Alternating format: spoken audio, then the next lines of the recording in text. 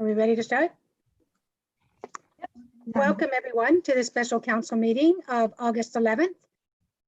Due to COVID-19 and recommendations by Waterloo Regional Public Health to exercise social distancing and public gathering thresholds, Township Council meetings are currently being held electronically. Members of the public may watch and/or participate in this open meeting electronically using any of the following methods. Watch the live stream by accessing the meeting at calendar.northdumfries.ca/council. Under the video column, click to the link for the meeting date that you wish to watch. You do not need a YouTube account to watch the live stream.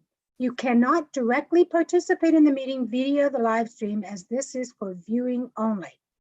Number 2, members of the public interested in attending as an observer or wish to speak to any of the items must submit the request in writing to the Clerk's Division at clerk@northdumfries.ca before 4 p.m. on Monday, August 10th.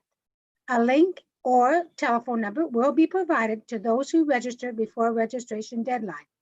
Number 3, if you would like to comment on a particular item but are not available to attend the virtual meeting, members of the public are invited to submit written comments at clerk@northdumfries.ca, which will be provided to the mayor and council prior to the meeting. I'd now like to call the meeting to order. Roll call, please. Certainly, Mayor Foxton. Present. Councillor Rolman. Present. Councillor Osner.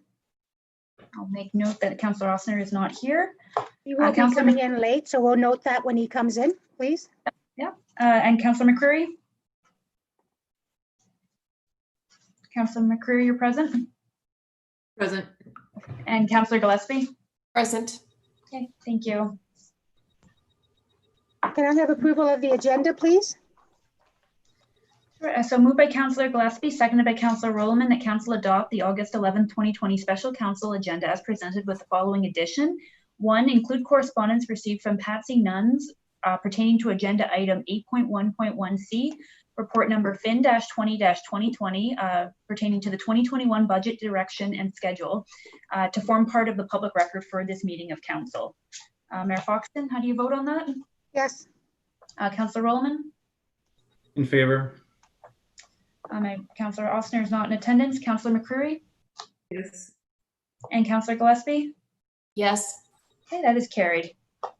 Thank you. Is there any disclosure of pecuniary interest in general nature thereof? Seeing none. Let me just flip the sheet.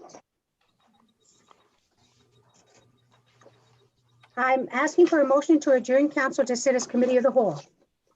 Certainly. So moved by Councillor McCreary, seconded by Councillor Osner, that council adjourn to sit as committee We of the cannot whole. have Councillor Osner do that, since he's not here. Yes. Is there somebody else who'd like to second that? Councillor Gillespie? Thank you. Okay, Mayor Foxton, how do you vote? Affirmative. Councillor Rolman? Certainly. Councillor Osner is not present. Councillor McCreary? Yes. Councillor Gillespie? Yes. Okay, that's carried. Thank you.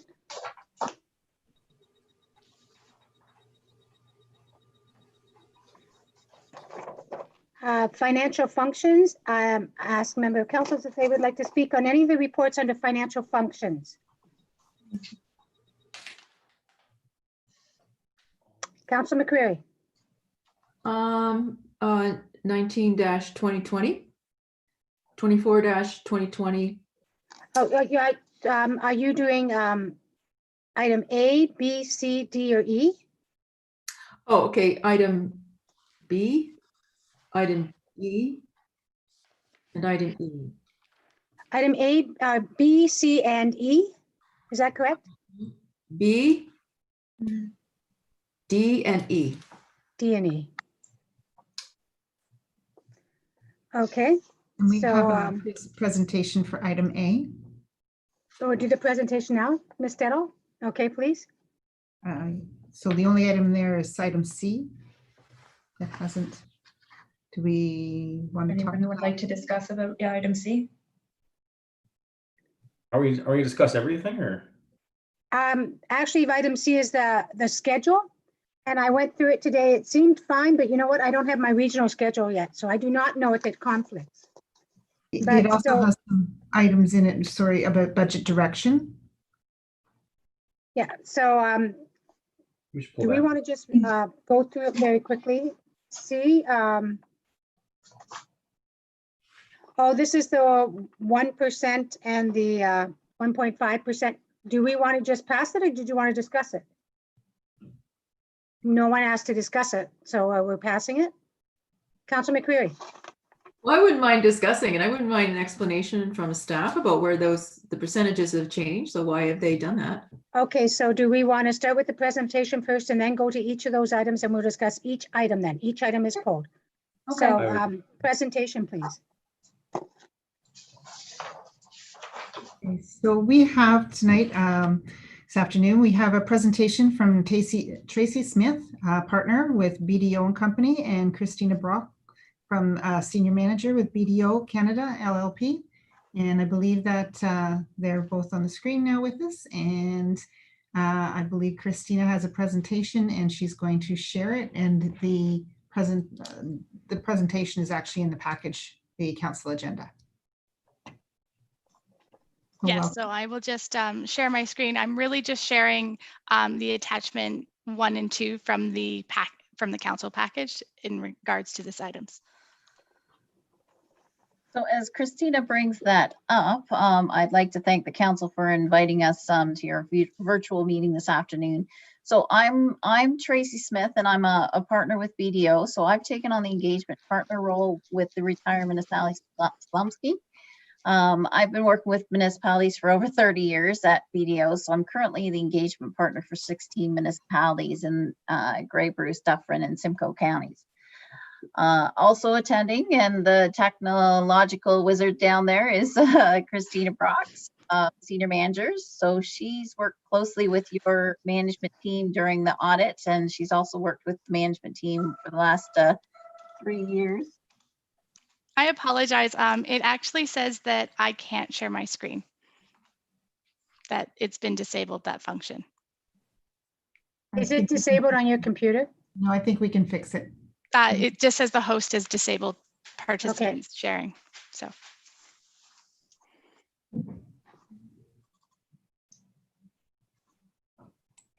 They are working on it. So if you want to go ahead, Tracy, let it come up.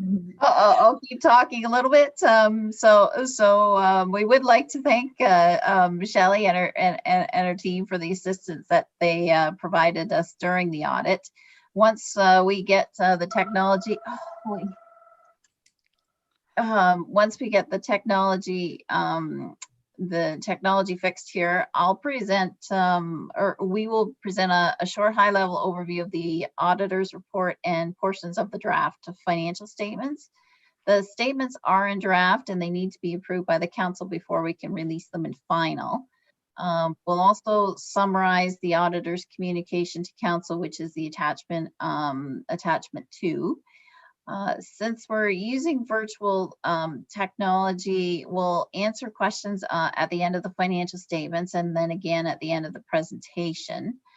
And so we are going to start with the attachment 1, which is the draft financial statements. And we will start on page 2 of those financial statements once we get them up and rolling. it is page 9 of your package if you do have it attached, but I believe I now can share it. Okay.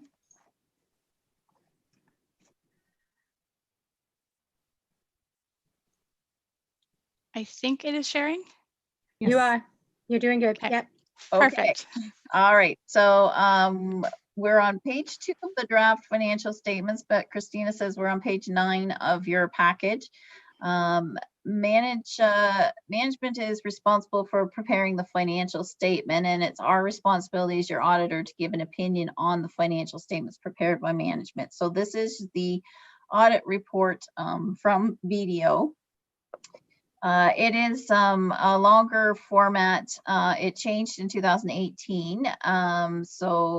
This is the same format as the prior year. The opinion is now in the first paragraph, and an audit opinion is the highest level of assurance that we can provide.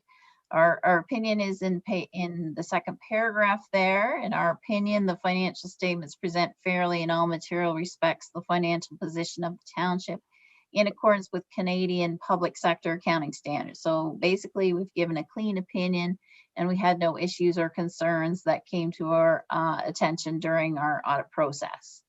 The audit report goes on to describe the responsibilities of management and those charged with governance. Those are provided in detail. And then on the next page is the auditor's responsibilities in detail. But again, it is a clean opinion. And then I'm going to just turn this over to Christina, who's going to talk to you about the actual numbers of the financial statements. So on page 3 of the financial statements, or page 11 of your package, is the statement of financial position. And this is essentially a snapshot of time of the municipality as at December 31st, 2019. It really shows what you owned, what you owed to others, and then what your accumulated surplus was. So a few highlights are your cash balance as of December 31st, 2019 was $11.5 million. That is a $2 million increase from the previous year. When we get to the statement of cash flow, I will discuss kind of where that came from, but a significant part of it is the obligatory reserve funds monies that were received and not spent in the current year. The collections of receivables, be they taxes or trade, has actually improved over last year, and that is why the accounts receivables are down. The long-term investment really relates to your investment in Energy Plus.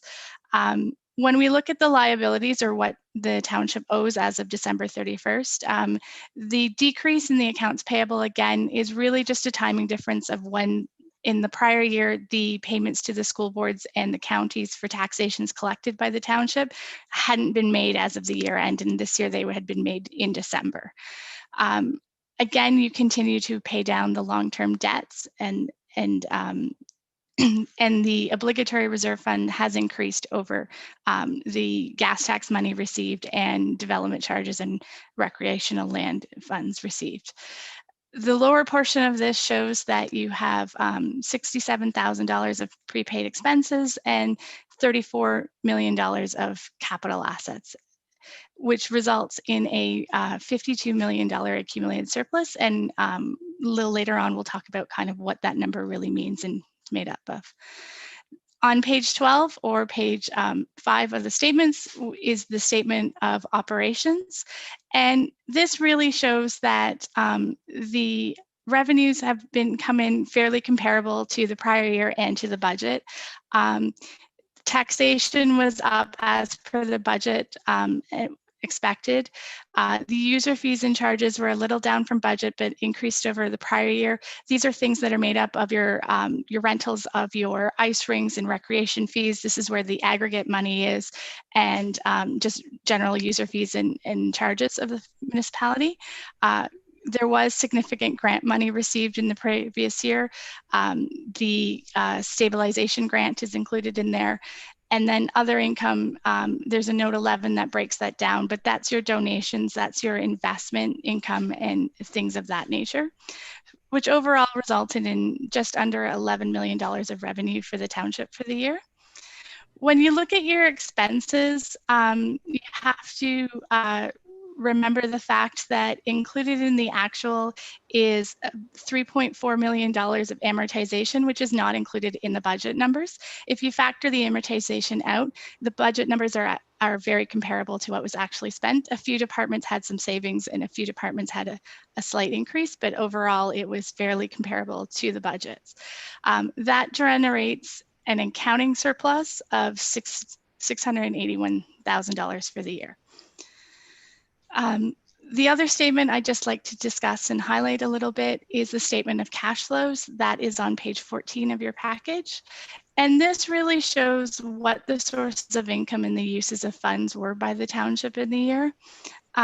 Again, taking that accounting surplus number and adjusting for non-cash items, and then showing again the fact that you've collected some funds and received additional obligatory reserve. That means that through the operations and the reserves transactions of the municipality, you ended up with $4 million of cash increases. You spent $1.8 million on additional capital assets and almost $200,000 in loan repayments, which resulted in a net increase into the cash balance of $2 million. I'm just going to jump down to note 11. These pages result in the significant accounting policies of the municipality and other information in more detail about the notes. They are the policies, the significant accounting policies are the similar to prior year. There's been no change in the accounting standards or options that the municipality has taken. So I'll leave that for detailed accountants who enjoy reading that stuff to go through. I just wanted to also highlight note 7. This takes that $52 million surplus and it shows really a breakdown of what information this provides. Of the 52 million, there's that $34 million of capital assets. 1.1 of that will be paid through, was paid through debt. So as you raise the funds to pay that, that really leaves you a net invested in your assets of 33 million as of the end of December 31st, 2019. There is unfunded post-employment benefits. Those get funded as the expenses are incurred individually and the cash is funded out every year. So that's sitting at 300,000. There's $10 million equity in Energy Plus, and that leaves the surplus or the cash surplus number of just over $500,000 on the statements, plus your almost $8 million of reserve funds that or reserves that are sitting there that you have set aside for future uses. Now I'll turn it back to Tracy to go over our report, and it is on page 33 of the package. Well, we'll maybe just stop there for a minute and ask if anyone has any questions about the financial numbers before we finish up with our required communication. I can't see all my counselors on the screen, so I cannot see if they have their hands up. So would you please shout out if you do want to say something? If we say anything, will our surplus go down? Let's just carry on. Well, you won't have a deficit anyway, I'll tell you that. Okay, so we're gonna go on to the second attachment, which is our required communication. It's the one with the picture, and so as your auditor, we have the responsibility to communicate with those charged with governance, which is you, the council, on an annual basis. So this report contains all the required communications under those auditing standards. It is very similar year to year as the required communications are standard and they're governed by those standards. In the summary, I'll just talk about the summary just for a couple of minutes. The summary gives you what's in the report. As we said before, the financial statements are in draft. They have to be approved before they can really be released in final.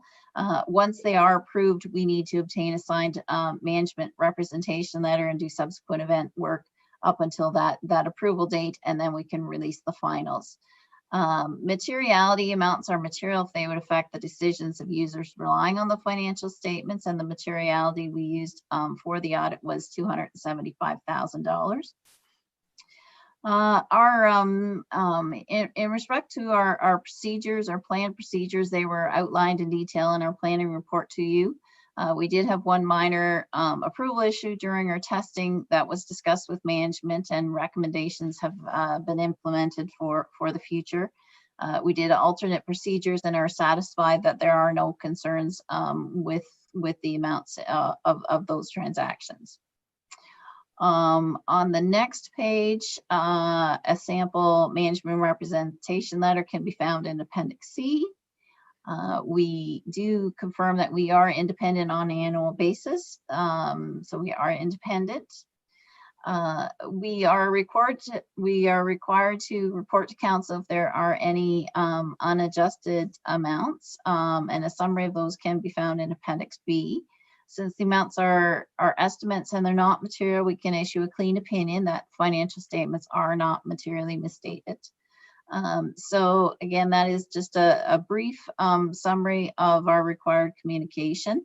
And that actually concludes our presentation. So we'd be happy to take any final questions at this time.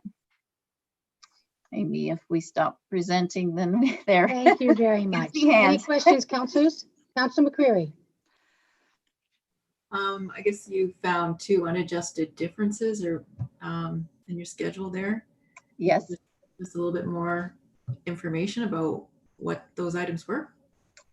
There were 2 items, and the first item related to basically public sector adjustments to the standards. The standards require an estimate be made of the supplementals and the write-offs that are going to occur in the future. This is a fairly recent change to the standards. As you're budgeting on a cash basis, that estimate for those future amounts to be collected has not been recorded. So it will it's just a timing issue and will get recorded when those actual tax bills are sent out to the client. So it's basically a guess, but the standards do require you to make a guess, and so that has not been reflected in the statements. The second item related to an estimate again of taxes receivable reserve. That's and that this has been it's a non-specific reserve, so it doesn't relate to any specific taxes receivable. It's just a general reserve to be conservative. And so again, since it's not related to a specific item, we have to say that that's not within the standards. So again, these are estimates, not something that we say that need to be adjusted to be able to issue a clean opinion that the financial statements are in accordance with the standards. Okay, thank you. Any other questions? Ms. Detall? I just want to highlight one note. There was one new item this year in the subsequent events, and that was related to COVID. And that's new kind of, I guess, in the industry this year. It's not specific to just the Township of North Dumfries. But we probably will be seeing that for the next year or so. It'll be again in there next year for sure. We're not sure whether it'll be there for the following year. Yes, Okay. so the standards require us to disclose subsequent items to the year end that greatly impact the financial statements. And obviously, everyone right now is aware of COVID and what is happening, but it is a requirement to disclose that information just in case someone was not aware of it, and just that it does in fact have an impact on the statements. Seeing no other questions, can I have the resolution, please? And again, it's moved by Councillor Ossner. Would someone else please move it? Okay, Councilor You're McCreary. seconding. I'm sorry, Councillor McCreary. So someone else needs to. Councillor Rollerman. Thank you. So moved by Councillor Rollerman, seconded by Councillor McCreary, that report FIN 18-2020 2019 audited financial statements be received. That council approved the 2019 audited financial statements for the Township of North Dumfries presented as attachment number 1, and that council authorized that the 2019 audited financial statements be finalized and published. So Mayor Foxton, how do you vote on that? Agree. Councillor Rollerman? Yes. Okay, and Councillor Ossner is not present. Councillor McCreary Yes. and Councillor Gillespie? Yes. Okay, that is carried. Thank you. To the clerk, before I get forward with the next one, on the resolutions here are the motions. You've got 8.1.1D and then 8.1.4E. Should that not be 8.1.1E? Yes, that's my mistake. I'll fix that. Okay, so let's do it here. Just, Thank you. So Ms. Tittle. Thank Tracy and Christina for your attendance. You're welcome to stay for the rest of the meeting if you'd like to. If you have, I think the next item has to do with year end as well. If you want to wait until that one's done, and then you're welcome to stay anyway. But our staff may move you into the attendee instead of the panelist. So, but Thank you for having us, and we'll sign off. Thank you.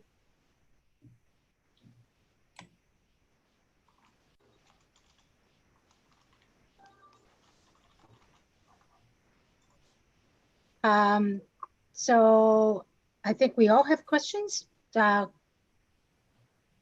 wants to go first? Councillor McCready and then Councillor Rollerman? Did you have go ahead? Sure, I'll go. I just have to let you know my internet connection is very unstable right now, and my screen is freezing, and then it's starting up again and freezing again. So I might appear to act strangely. I'm not doing it on purpose. As is mine. Mine is unstable right now too. Okay. For the reserves, I've noticed that like this year we had quite a substantial reserve, and in the past we've been quite concerned about how underfunded we were in our roads infrastructure. None of that money, additional money, has gone there this year, and we've got some new initiatives. One of them being the community permit system and the zoning bylaw update. And the report states that this additional money being transferred will help to offset the cost of those new initiatives, but we haven't, as a council, seen yet anything about the merits of that and what's involved and business case for that. So when will we be seeing that? Ms. Tittle. I can start, and then I'm sure CIO will want to finish. So these items were identified in the 10-year capital forecast. It's actually the official plan in the zoning bylaw, but they have been highlighted in previous years. It's just that the timeline is getting a little bit closer, but CIO McNeely can tell you more detail. CEO McNeely. Madam Mayor, through to Councillor McCreary. These two initiatives have been shown in the 10-year capital forecast for the last 2 or 3 iterative versions. One is scheduled for 2021, and the zoning bylaw would then follow out a couple of years later, as it's part of the implementation of the policy elements that would come out of the community permit process. So we have been working on terms of reference for that study. We've made some inquiries in the industry that informed what we have been carrying in the capital budget. We do have a reserve account that was targeted toward the completion of these studies, but it won't fund the program. And so because these are typically tax-funded initiatives, when we were trying to control what the exposure would be to the levy in 21 and 22, the treasurer and I, in consultation, thought that this was a way of trying to mitigate a tax levy exposure for fiscal year 21 to allow the permit project to move forward. Councilor William, may I just ask a quick question, please? Thank you very much. So if I understand the $10,000 plus $5 for the dog park, the $15,554 and the $5,500 totals from reserves $31,059. Then the $243,930.87. Is that coming from the building reserve into the building department to offset their deficit for this year? That's correct. Yes. That's all. I wanted to clarify that. So this 3109 is other money is just being transferred back and forth. Great. Okay. And then Councilor Williman, you're up. So my question was, what is this, the 15,000 from the cannabis? What are these future programs? Is that just some unknown hypothetical future program, or do we have something actually in mind for that reserve? So the 15,000 was actually money that was allocated last year, and there was supposed to be some training and some bylaw enforcement that went along with that. But at this point in time, that program, I believe, has not, well, I haven't seen it developed yet. Can that money go elsewhere if we need it to, or does it have to stay within bylaw? CEO McNeely? Madam Mayor, through to Councilor Roman, it doesn't have to stay exclusively within the domain of bylaw, but it's got to be affiliated with cannabis. So I'll use an example. Maybe public health targets a certain education and outreach program, and they seek support because they're looking at an advertising campaign or an introduction of a campaign into the school systems. They may come to the municipalities. We could leverage some of these funds. Okay, so it's not exclusive to bylaw, but it's within the broader envelope of supporting the rollout of cannabis consumption within our communities.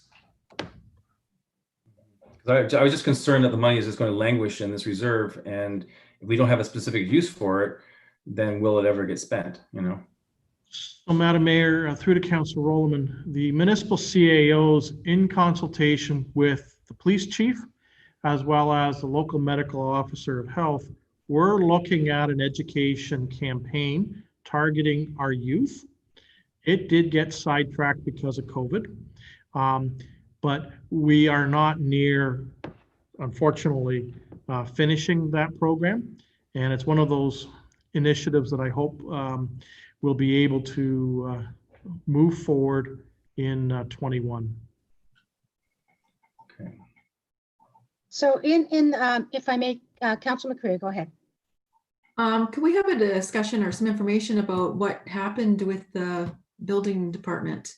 Why did it have such a big deficit? And is that going to happen again this year?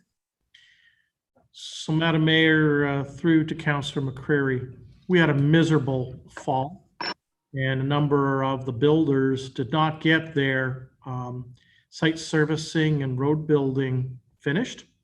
In fact, they didn't actually get their asphalt down until the middle of December of 2019. So they started drawing their building permits in the winter season. If you recall, we actually advanced 14 model home permits to get Legacy Phase 4 underway, or Phase 1 underway, and their campaign is now picking up.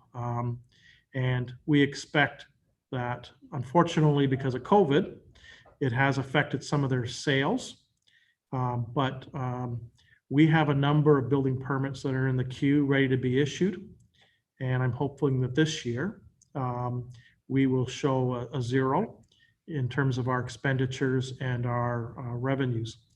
The account that was set up is a self-funding campaign. So in years when building permit revenue exceeds budget, those monies under legislation are to be directed to what we call a Bill 124 account. And then in years when revenues don't match expenditures, we draw from it. Because I'll use an example. If some builder comes in December, that gets posted to the previous year. However, most of the work in terms of inspection would actually be in the subsequent year for the next 6 to 8 month period, depending upon what kind of home we're looking at. So that's why the legislation was set up in that manner. And the reality is we had one of those years in 2019. Thank you. Any further questions or comments? Councilor Rowland?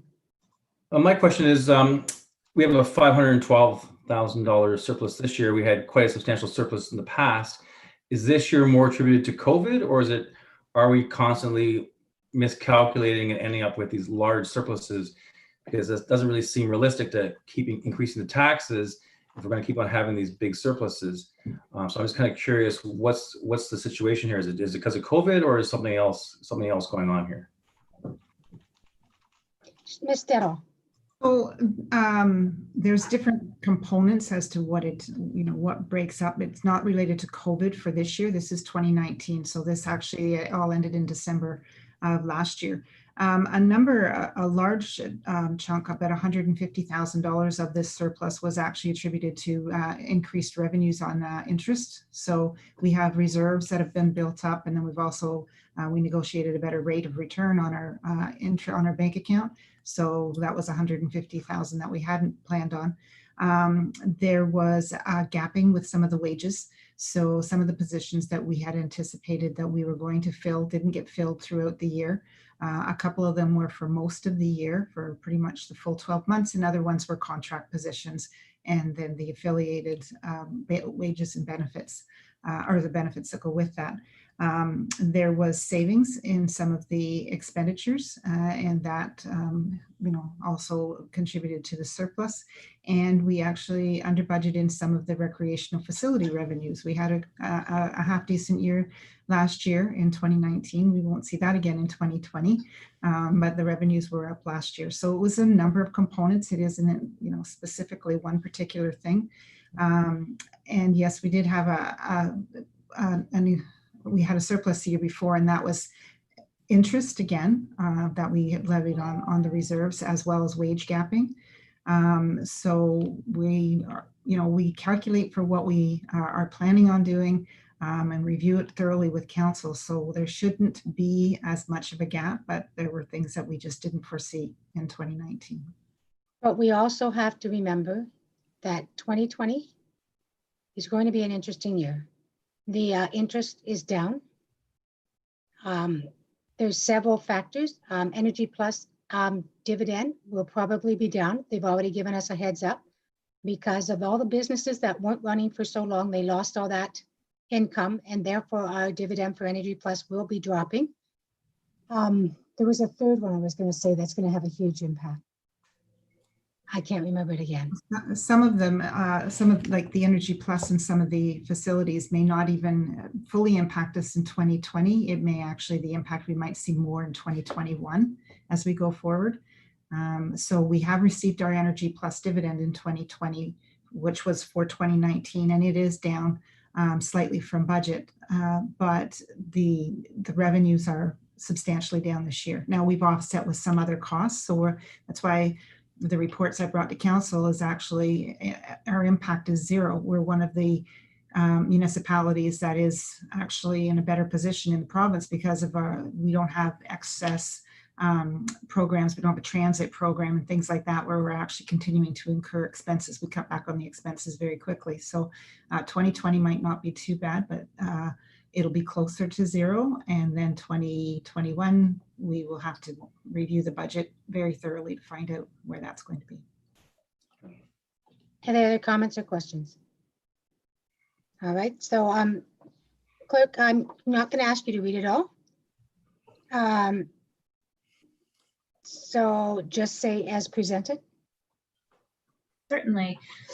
Moved by Councillor Rowland, seconded by Councillor Gillespie, that report FIN 19-2020-2019 reserve transfers be received, and as presented in the staff report in the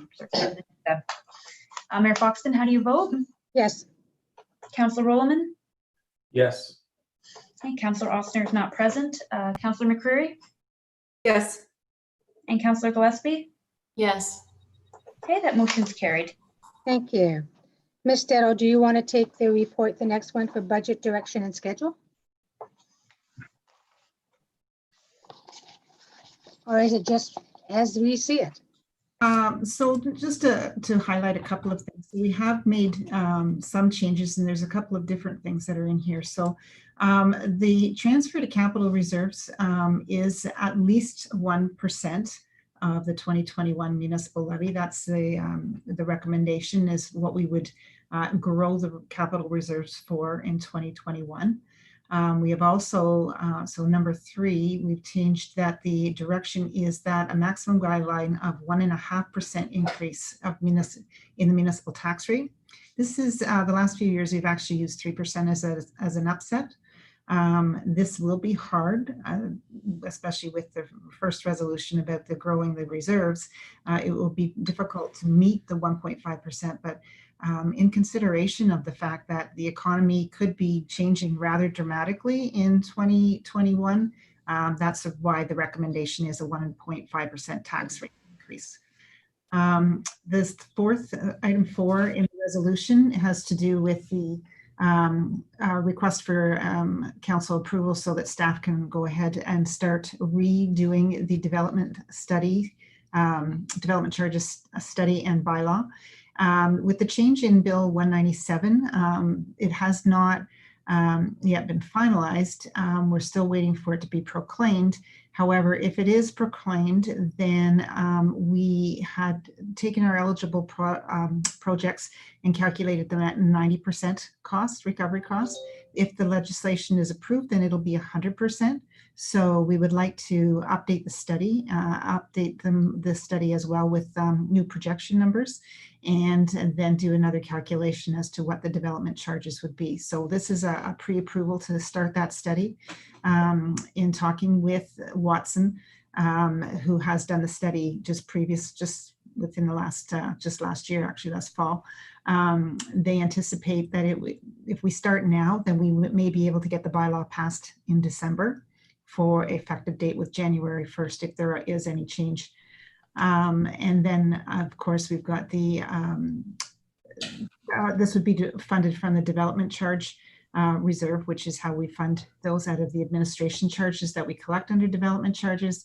And then attached is the 2021 budget meeting schedule. And yes, it can be adjusted at this point in time. It's more of a guideline, and you'll see that it encompasses, you know, a lot of meetings at the beginning with staff is to try and prepare for it. It takes a number of months to get us to the point where we can actually put the budget book together for December 14th. And it also includes the fees and charges review. If I can just touch base on the 1.5% increase in taxes, I hope that we can hold that line, because our people are going to be hit significantly with the regional deficit. That's going to be stated and has been stated. They're pre-warning us all already. And so if we can help out in any way, shape, or form without doing due harm to ourselves, we really should. Any comments or questions?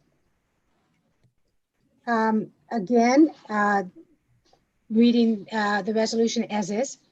You don't have to go through every page or item. Ms. Settle did an excellent job. So moved by Councillor Rolliman, seconded by Councillor Gillespie, that FIN report number 20-2020 regarding the 2021 budget direction and schedule be received, and as presented in the staff report. Mayor Foxton, how do you vote? Yes. Councillor Rolliman? Yes. Councillor Ostner is not present. Councillor McCreary? Yes. Councillor Gillespie? Yes. Okay, that is carried. Thank you. And now we have the 10-year capital forecast. Who's going to take on this one? Maybe, Madam Mayor, if I could, I'll start off and then I'll hand it off to Ms. Settle.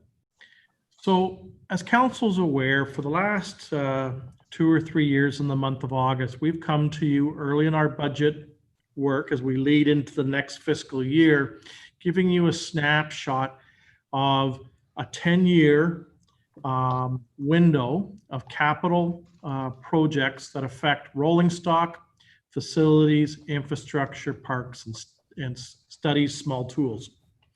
And the forecast is meant to achieve a couple of things. It's meant to give council a multi-year picture. And that's important in some instances because projects are linked over multiple years, or an initial project must be done to allow something later in the forecast to occur as sort of a building step to allow the later project to materialize. The 10-year forecast also, however, gives council a big picture of what our long-term obligations are to keep our infrastructure, facilities, and rolling stock in a state of good repair, and what types of projects may be triggered in that 10-year period attributed to either residential or non-residential growth that's going to experience over the 10-year timeline. This helps us both in terms of keeping our asset management plan robust and relevant, but it also assists in the development of our financial strategy in terms of our funding. And, you know, we look at a series of different sources, reserves, so that helps council inform why we're putting monies in reserve and our program of trying to grow our contributions to capital reserve. But it's also the basis of our development charges study and our collection of fees that we attribute to new growth to help offset the one-time capital costs. It also speaks in some cases of where we're reliant on government grants to assist in funding major projects, as well as potentially debt. And we do have some projects in the 10-year forecast where debt funding or financing would be required to deliver upon one or more of those projects. So big picture, it gives us a roadmap. Obviously, today is more for information and discussion and to get some early thoughts from council. We still have further work, obviously, to do on the 10-year capital forecast between now and when the draft budget is submitted to council in December. But this early testing does assist us as we craft some programs and priorities for the future. So, Madam Mayor, if it's all right with you, I'll turn it over to Madam Treasurer. Please. Okay, so because these spreadsheets are rather large, paper copies were actually delivered to each of the council members, so it would be a little bit easier to try and follow. We're not going to go through every line in detail, but there have been a few changes. So as CEO McNeely was indicating, if you go to, let's start on page 70 of the PDFs, or the first page of the printed copy, you'll see we start with the master summary. And I think that that's probably the easiest place to go through rather than going through some of the detail. What we've done with this report is we've actually taken the 2020 column out. We've added we've updated the 2021, and we've added to the far end to the right, the 2030. So the way that this is that each of the different sheets from behind feed into this summary spreadsheet. So you'll see we have administration, if we start with fleet, capital costs, and then we've broken it down to each of the different areas. So in 2021, we're going to spend $17,000 in administration fleet. The fire rolling stock is 160,000, public works 66, recreation 329, for a total of fleet refreshing of 1.1 million. And then the next section is showing you how the rolling stock is actually funded. So we're using 552,000 from reserves, and $11,000 is coming from the Bill 124 reserve, which is actually the building fund. That's the building fund that we were talking about just a little bit earlier. And then the balance of it is taxation, which is 609,470. So we actually have a really good balance with the fleet in that most of the funding is coming from reserves these days, because we've over the years built the reserves up. And you'll see that within some of the taxation, the majority of that taxation is actually going into a reserve for future fleet development. The next section is the software studies. It's actually, this is a mixed category. So we have studies, we have equipment, software, capital costs. So there's smaller pieces of equipment, not rolling stock. And we have this again broken down by the various departments, and we have another $1 million that's anticipated to be funded. You'll see this one, actually we have more money that's coming out of development charges and government grants for some of these the studies, and we have in some cases some donations that are coming for these smaller amounts. The item, the C portion, infrastructure capital costs, and we'll run through what the infrastructure and some of the detail is in a minute. Just to give you an overview, though, we've got almost $2.1 million in infrastructure for public works that's going to be funded in 2020. And then the total funding will come again from various, you can see we've actually indicated some of the reserves, and I'll talk about this a bit later, but the aggregates is where quite a bit of the funding comes from. Also within the infrastructure, we have the development charges to some extent, and you'll see the line, the government grants, and that's the grants from gas tax and OCIF. When we get to the infrastructure, we'll talk about this year. We actually have planned on taking a little bit more, or budgeted taking a bit more money out of the gas tax, because last year we had a double where the federal government gave us more money. And there are some projects that we feel that we've added in, and we're still reviewing if we can fund it all in 2020, but this is how we're going to pay for it, is gas tax and OCIF. And then the next section, sorry, on to the next page, is facilities. Just a minute, any questions on that page, folks? Seeing no questions, okay, let's go ahead. Okay, so under, and we'll get into some deeper dives here too. The facilities costs, so we have 3 main facilities, and that's fire, public works, and recreation. The total of for 2021 is $1.5 million. This actually has been steadily creeping up some of our facility costs. Included in some of the costs is the repayment of the debt for the NDCC at this point in time, but we'll talk about that a little closer, a little further on. And then we have most of the funding from that is from either reserves, we have some development charges, and most of it is taxation. Section E is the parks, trails, and capital costs. And there's a number of projects that are in that. That goes everything from playgrounds straight through to some of the park facilities, pavilions, and things like that. So we'll go through, and again, that's $1.2 million. So it's a pretty substantial capital budget. It's all been funded at this point in time, but there's quite a bit that is in taxation, so that needs to be reviewed. We have to look for some alternative funding, or we potentially could have to move some projects out. So this is just the preliminary start. But you'll see at the bottom, there's a total funding, total expenditures of estimated right now is 6.9, so almost $7 million. And then we've got it offset with the funding. So the net funding from taxation is the $1.7 million, estimated for 2021. The nice thing about this spreadsheet is that it's actually got the information of the summary. You can go straight through across until you get into 2030, and you can see what the net effect is going to be based on the projects all the way across. We've actually, the estimates for the projects are based on information that we've received from previous projects that we've done, and there's a 2% increased cost from 2019 all the way straight through for the entire spreadsheet. When items are put in a specific year, we budget from the cost from 2019 and then add 2% per year to put them into the year that they should be funded.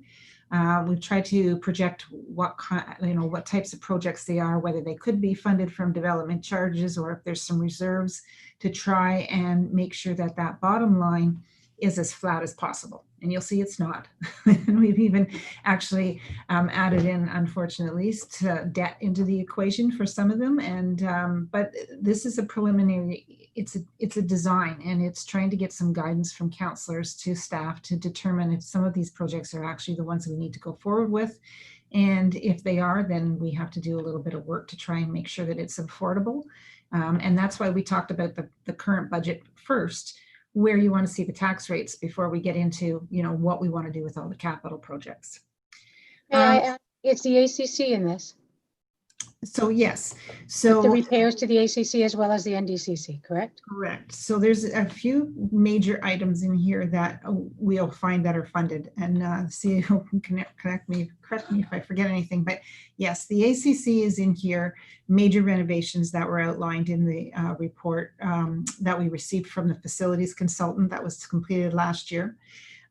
We've increased the infrastructure from the usual about $1 million up to $1.4 million to cover some additional roads that we can talk about.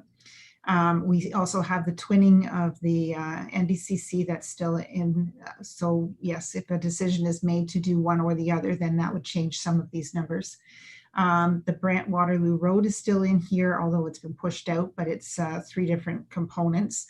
Some of it's funded by development charges, and those development charges go into a negative position. I thought we pushed that out significantly, didn't we? Brant Waterloo Road, we did push it out a fair distance because it was supposed to be done, I thought, in the next 3 years or so.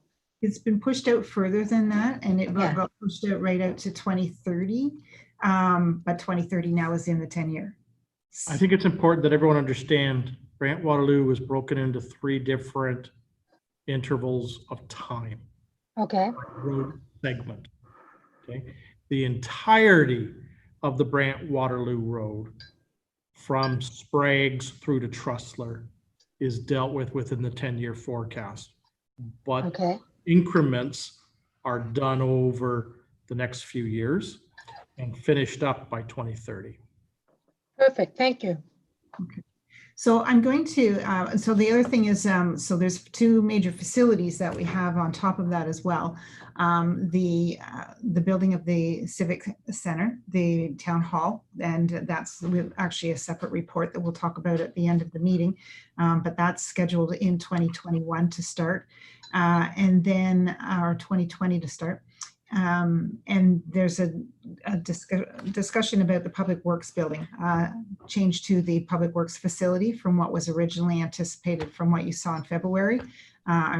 Staff have reviewed it and come up with another suggestion on alternatives. So I'm just going to start, I'm going to go through this fairly quickly, but I want to make sure that there isn't anything, that there's any questions. I don't know if everybody's been through this a lot in detail, because the 2021 is going to feed to our budget.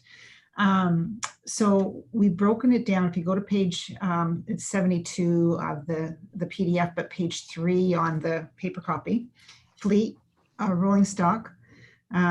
So the first part is the administration. So for this year, we're just talking about contributing to reserves for bylaw and building vehicles. The purchase, actually, there'd be a vehicle in 2022. And then if we go down to fire, which is the next section, we have the Car 1 command. It's to be replaced. It's a 2013. The balance of the funding would be kind of contribution to reserves in fire. The next section is, sorry, on to page 4, the rolling stock for Public Works. We have a dump truck with multi-modules, and we're talking 3 modules. So, Madam Mayor, if I could just give council an idea. This is a new type of vehicle. So it's replacing a traditional tandem axle dump truck that's come to an end of its life. So this multi-module dump truck actually has, well, it could be up to 5 different components can be put into the truck. We're only looking at 3.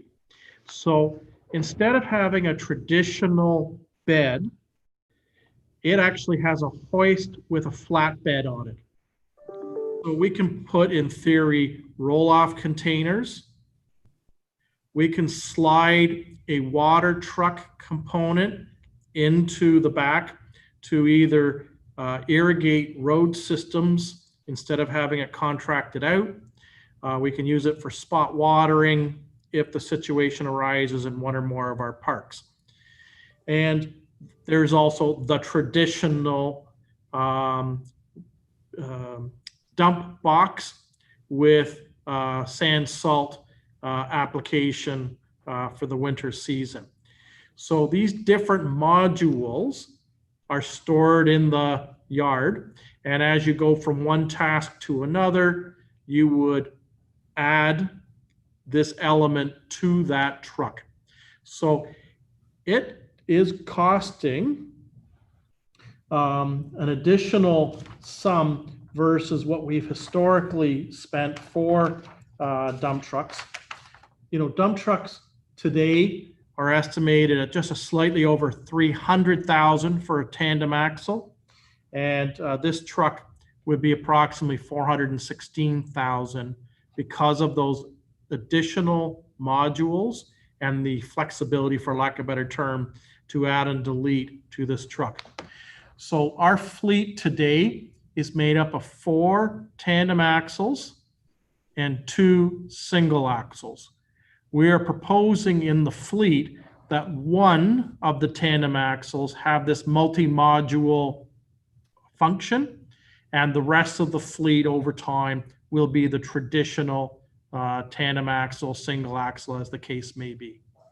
So it's just to give us more diversity and flexibility and reduce contractor costs related to some of the operations and or capital items that have been taken on by the department as we try and raise our Four Seasons maintenance with our road system.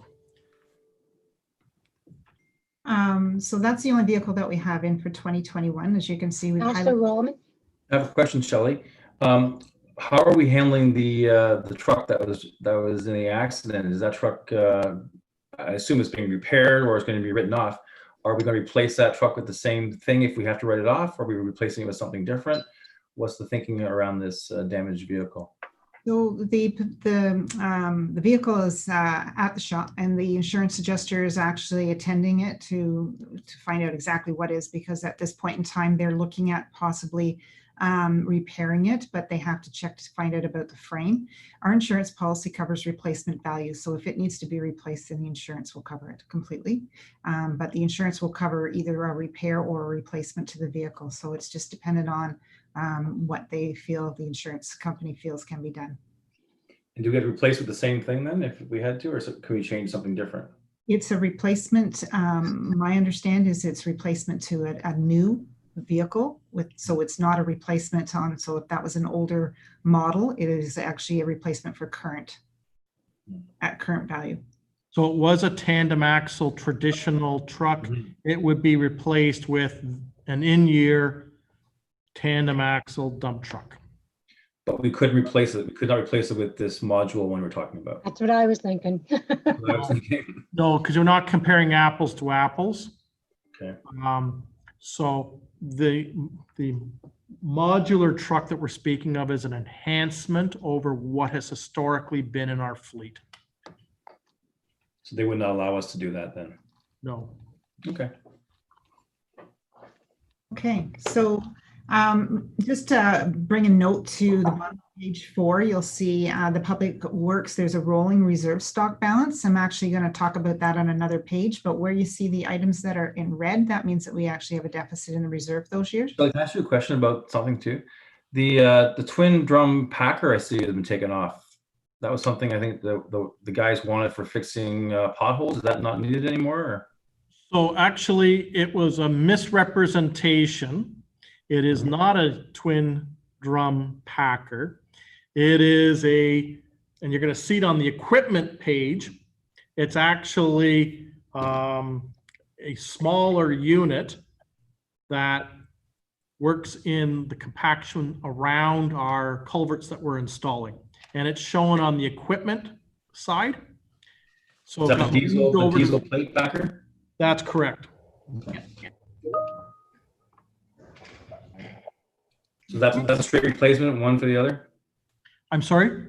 That a straight replacement then, one for the other, the diesel? Correct, and we're looking at a gently used, given the number of hours. If I look at, a construction window of 6 months, given the frequency, we believe that a gently used would serve our purposes ideally.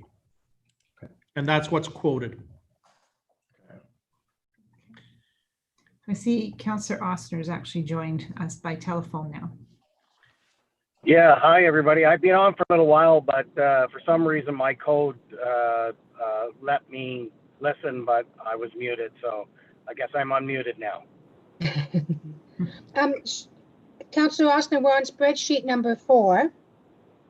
And Ms. Detto, so on the ones that are the significant debt in these coming years, are we how are we handling the debt? So what happens is the reserve goes into a negative fund.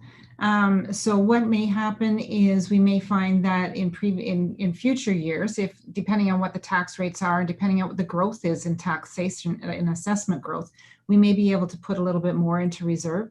At least what we've done here is we've highlighted that we do have that deficit. The other thing that can be done is we may have to move some of the vehicles, or just try and find alternate. Usually there's no grants in rolling stock, so it would have to be trying to find an alternative comparable piece of equipment or other revenue. But what we're really thinking of is borrowing from reserves and then paying the reserves back at a time when we have surpluses.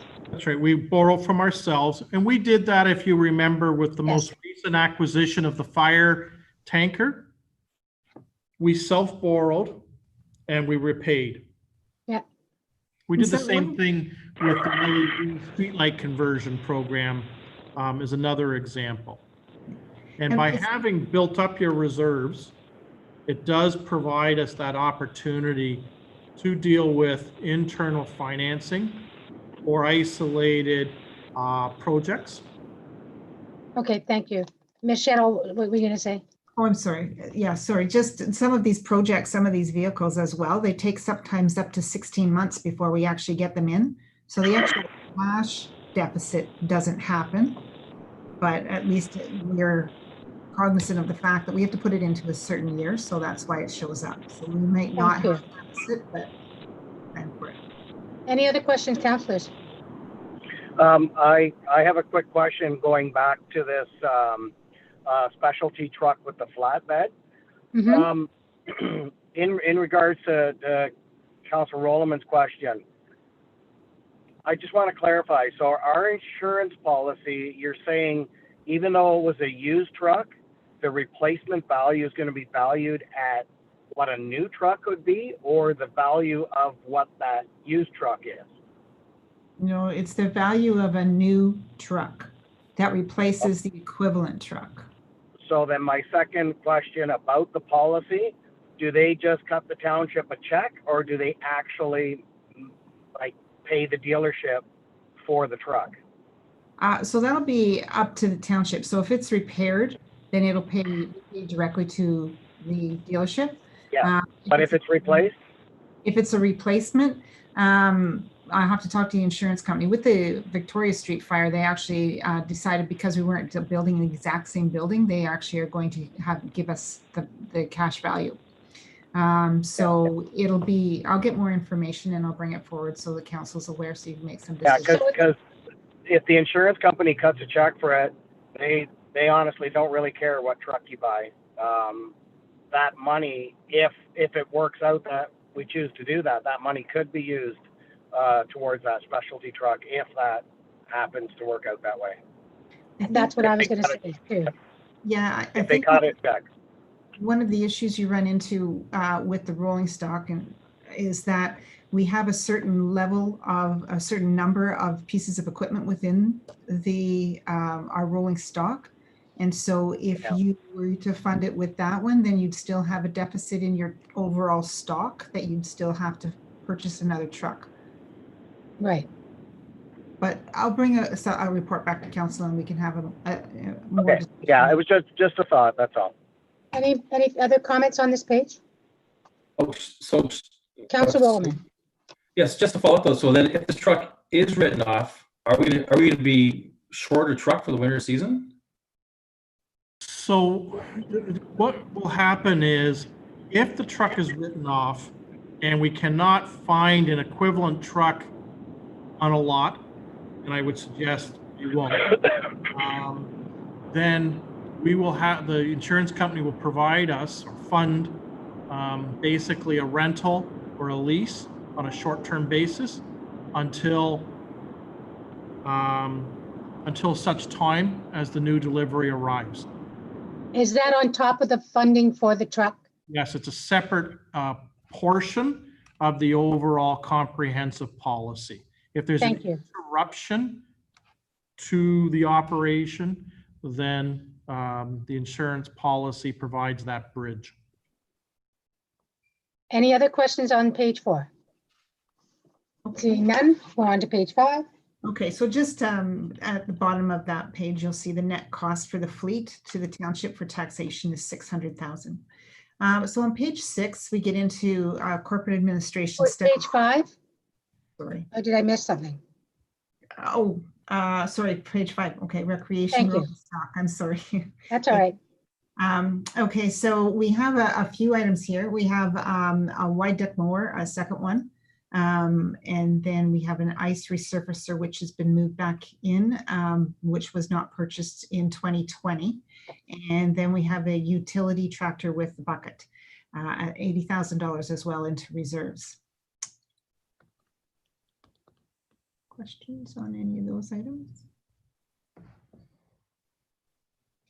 Okay. Sorry, I lost my internet for a minute. Go ahead, Can I ask Councilor. a question? Sorry. Maybe shut your video off, Councilor Roloman. Thank There you. you go. Try that. Can you hear me now? Yeah. So my question is, why did we add the second mower? Because that wasn't carried in last year's 10-year capital forecast. So we've been reviewing our time expended in terms of lawn mowing, and we believe two things can occur. If we go with, like right now, we're operating 1 wide deck and 3 5-foot zero turns. What we're proposing is going with 2 wide decks and 2 5-foot zero turns. We will actually spend less running hours, for lack of a better term, mowing grass using the wider lawnmower, because basically 1 pass is equivalent of 3 of the zero turn on some of the parks, like Schmidt Park as an example.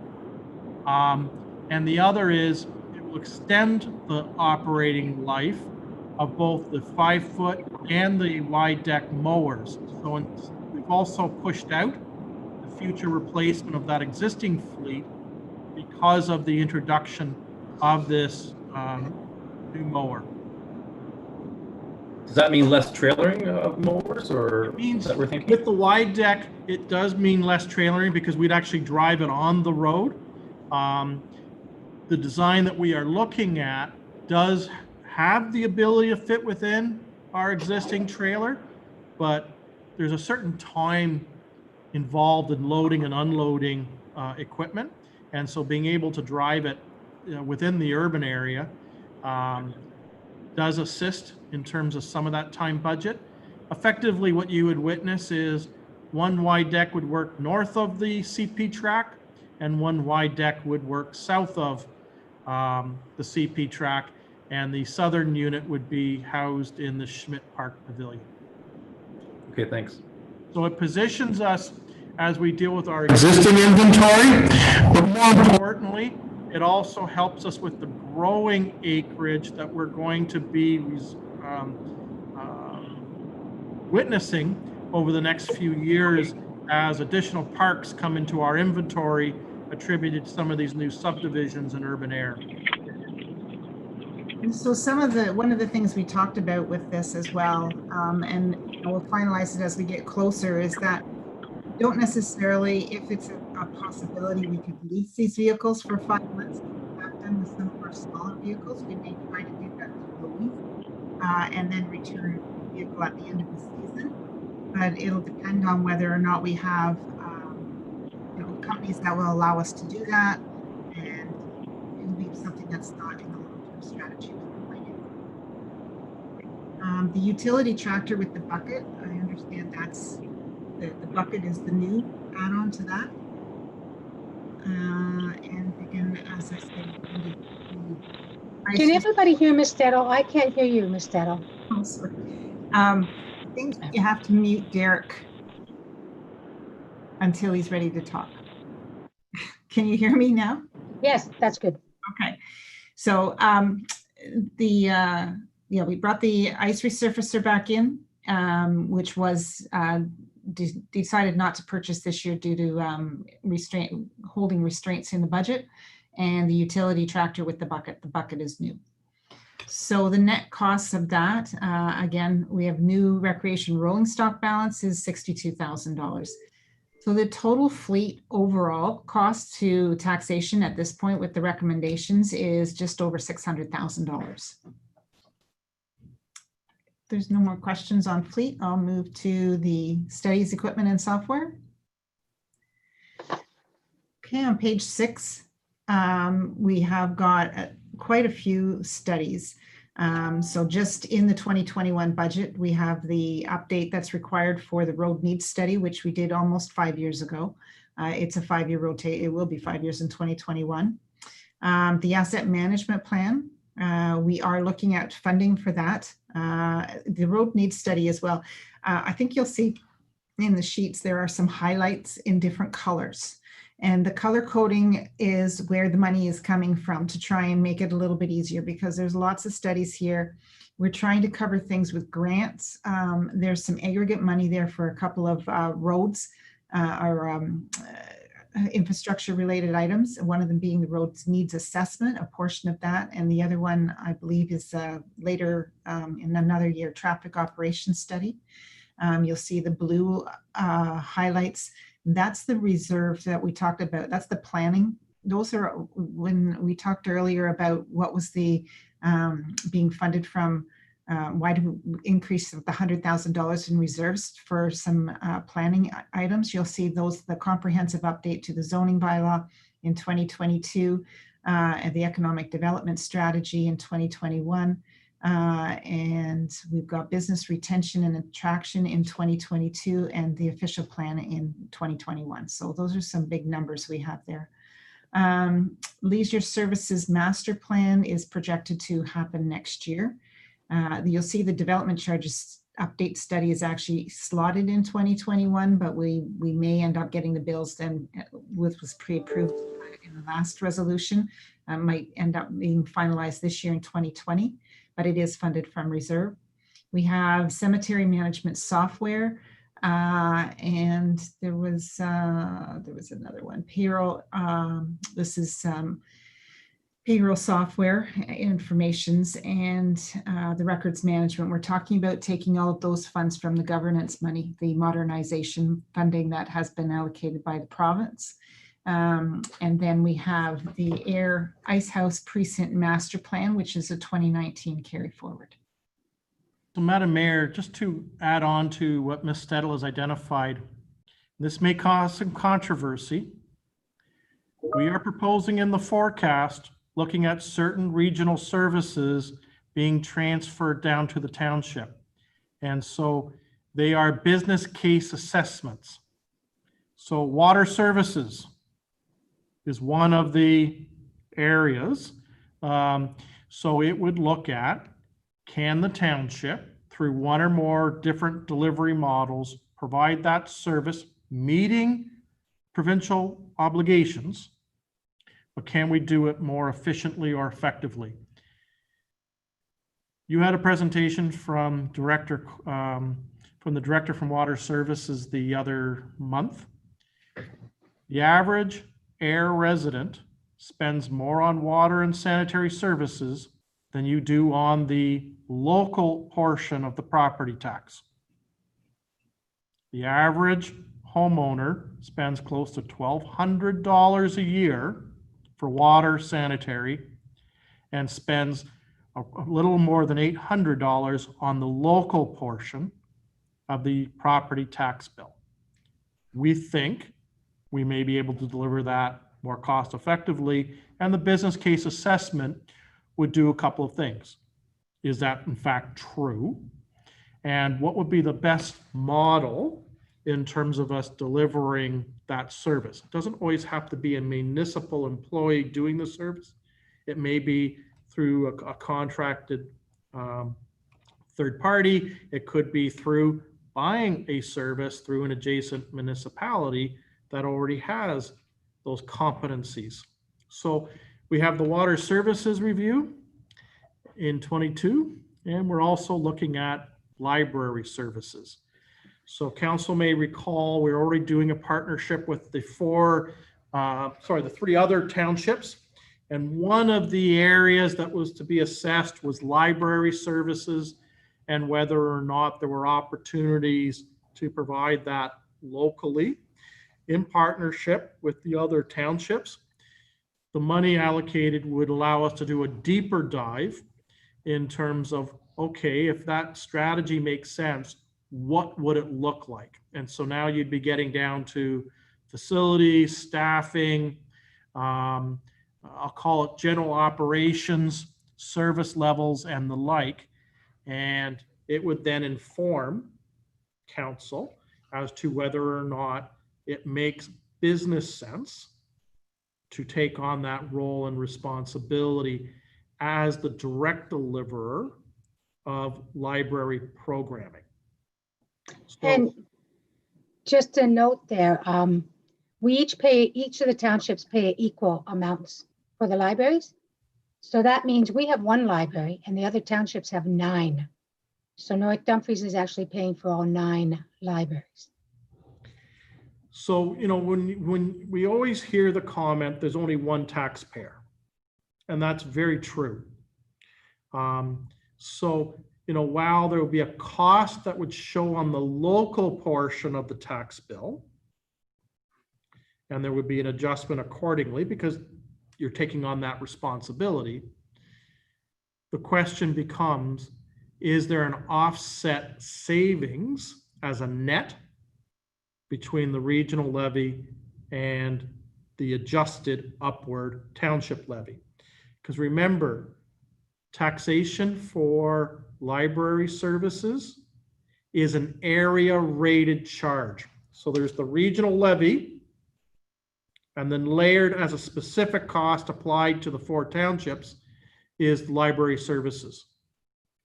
So the question is there gapping, which would then lower the overall tax bill to the average resident? On water sanitary, it's based on the metered rate. So it's outside of the regional levy and is 100% funded, both the annual operating and the long-term capital is funded through the metered rate applicable to that place of business or that resident where water and or water sewer is provided, okay? And please remember, this affects not only urban air, but the water systems in Roseville, Browns, and Branston, okay? Ms. Ditto, if we can avoid the dark ink, because it's very difficult to see under that dark ink. Next time, just next time, thank you. It's hard to find colors that are, there's so many colors on the sheet, but anyway, there was one other item, sorry, and it is because it's in dark, you can't really see it as well, as that's the 130,000 for the property management building software. And again, that is a government modernization grant. That's how that is funded. So you'll see that there is $821,000 that's planned. Most of it, though, there's only 163,000 out of all of those studies that is actually planned to be funded from taxation. And again, staff will take a look at what the total amount. Some of this work is actually already preliminary being started for next year, but a lot of it will happen either throughout the year right into the next year. Okay, so the next page 7 is studies. This is fire tools, software and equipment. The chief is here. He may want to speak to some of these items that we have, because we have $119,000 worth, but $75,000 is contribution. Robert, did you want to? Yes. Well, we still have our standard protective clothing, bunker gear for the firefighters next year. We've done some renovating downstairs in our training room while we haven't been able to use it. And we're looking at some boosting our training capabilities with some electronic devices that we can purchase. The battery powered fan that you see, that was an addition onto the capital. We have, as you notice, 2 new apartment buildings going up, and we're going to have another 3rd one going up on Gibson Street. And right now, when we have to go into mid-rises or any building of that type, we need to be able to ventilate those buildings in the event of a fire. And that means putting a positive pressure situation into that building to force any smoke that's in the building out, whether it's in the stairwell shaft or in an individual residence, that we would use that. And this is a battery operated unit that is rechargeable, plus you can plug it in. So it's very lightweight and easy to handle and transport up stairs if need be. The gas Robert, money. let me just clarify. So that is to replace an existing gas powered unit. The township in the past bought a gas fired unit. You cannot use that in that environment because you're putting the gas fumes into the area in which you're trying to expel fumes. So it is the proper piece of equipment for that task.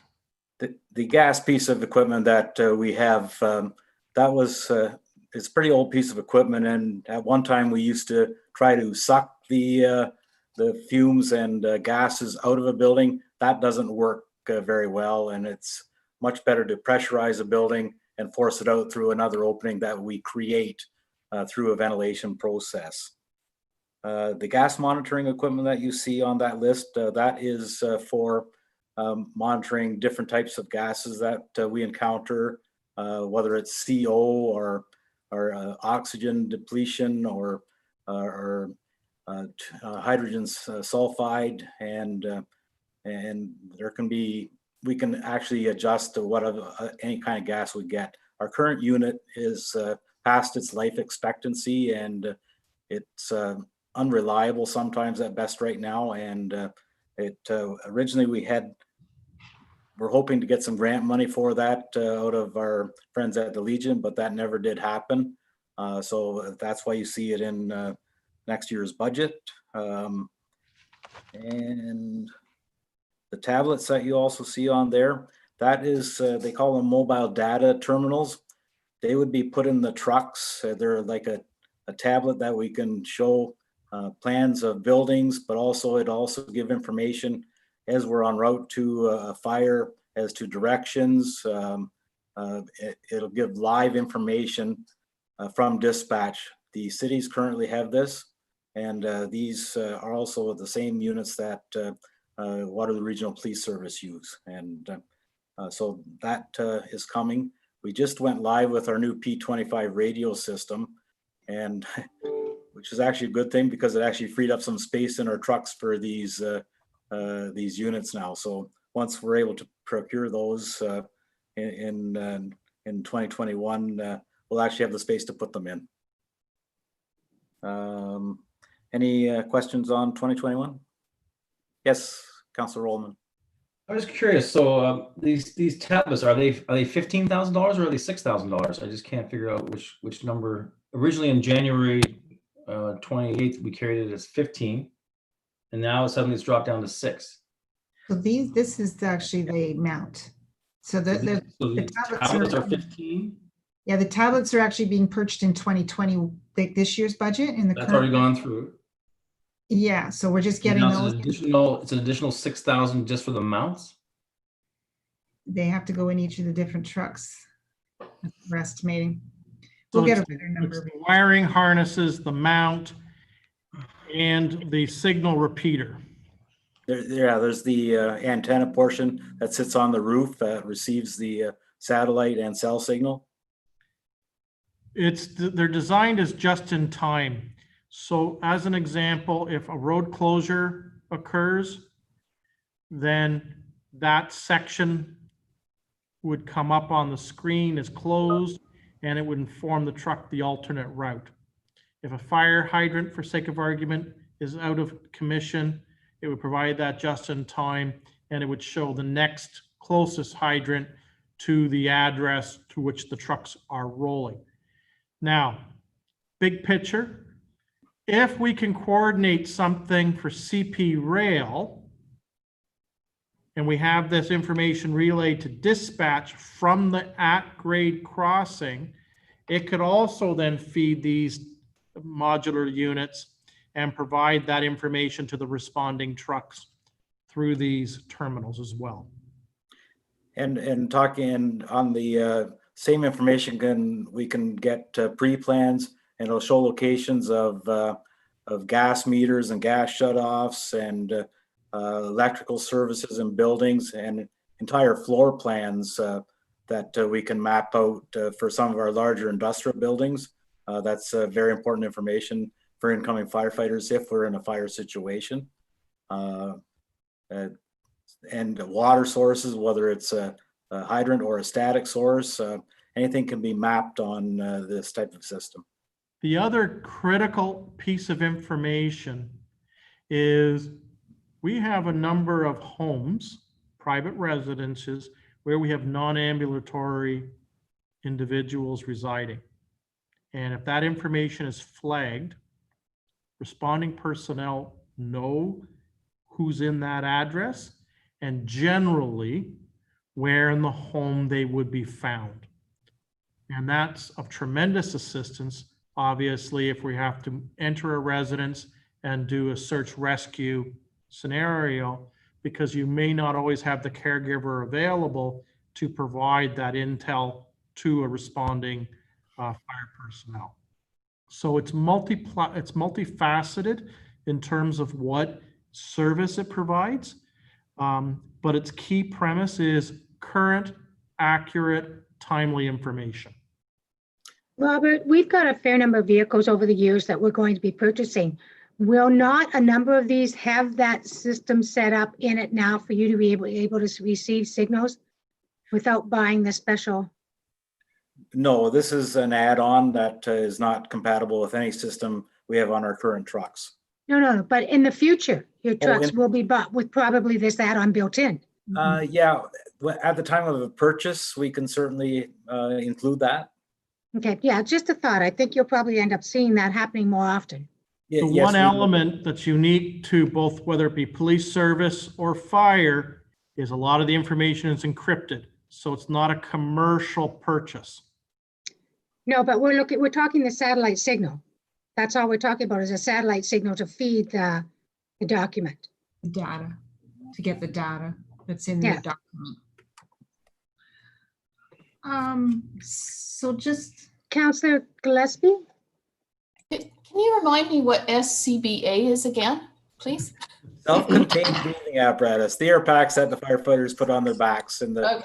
Scuba Yeah. tank. Yeah, I thought it was scuba tank. diving equipment. We Yeah. don't go under water with these. Right. Okay, very good, thank you. so one of the things that changed in the fire department was you'll see the SCBA, actually things have been pushed out a little bit.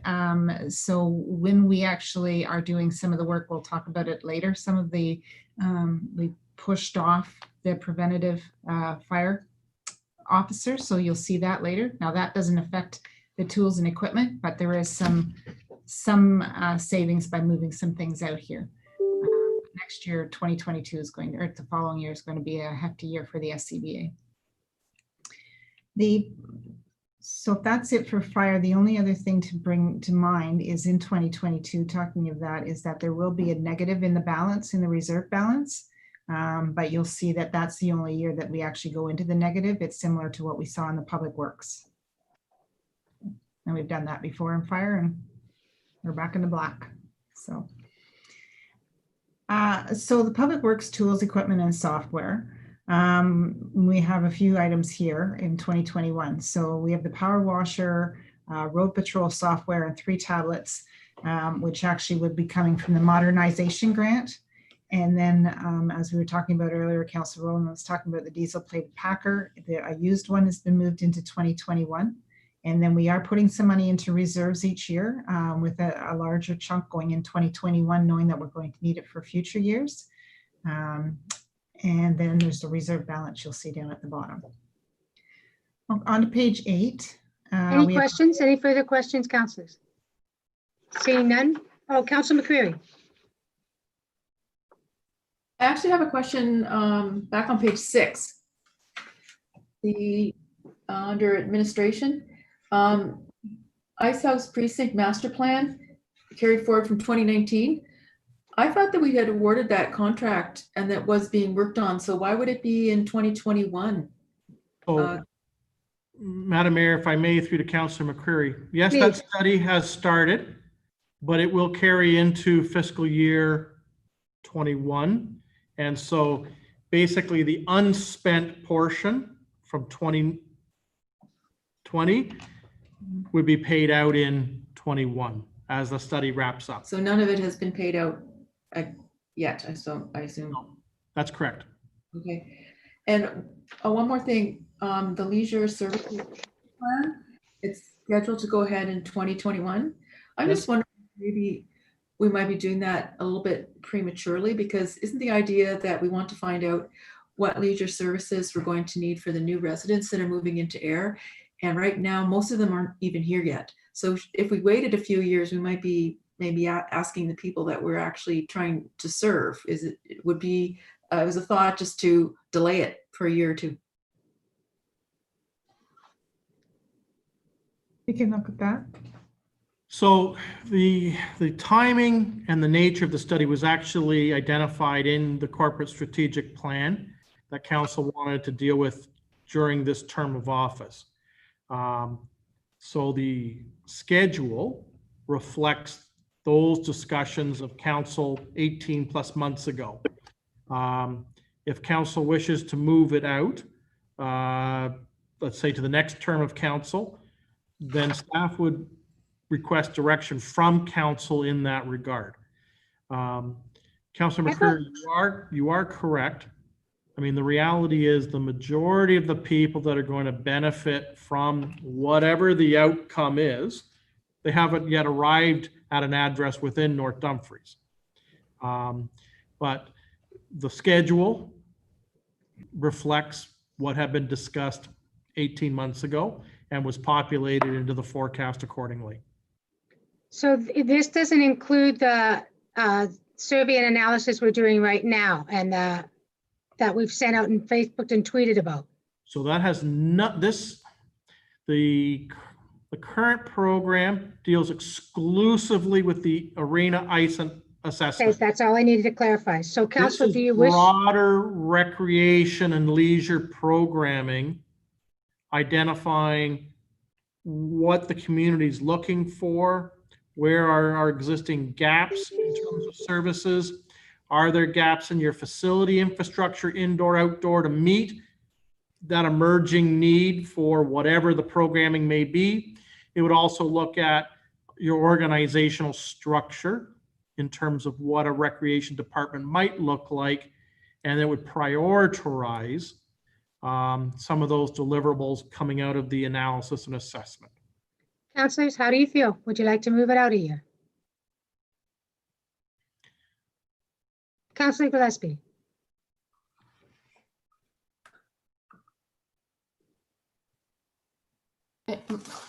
My only concern is, like, we've got a lot of stuff in 2022 as well. So, you know, then it's going to get moved out in another year and another year.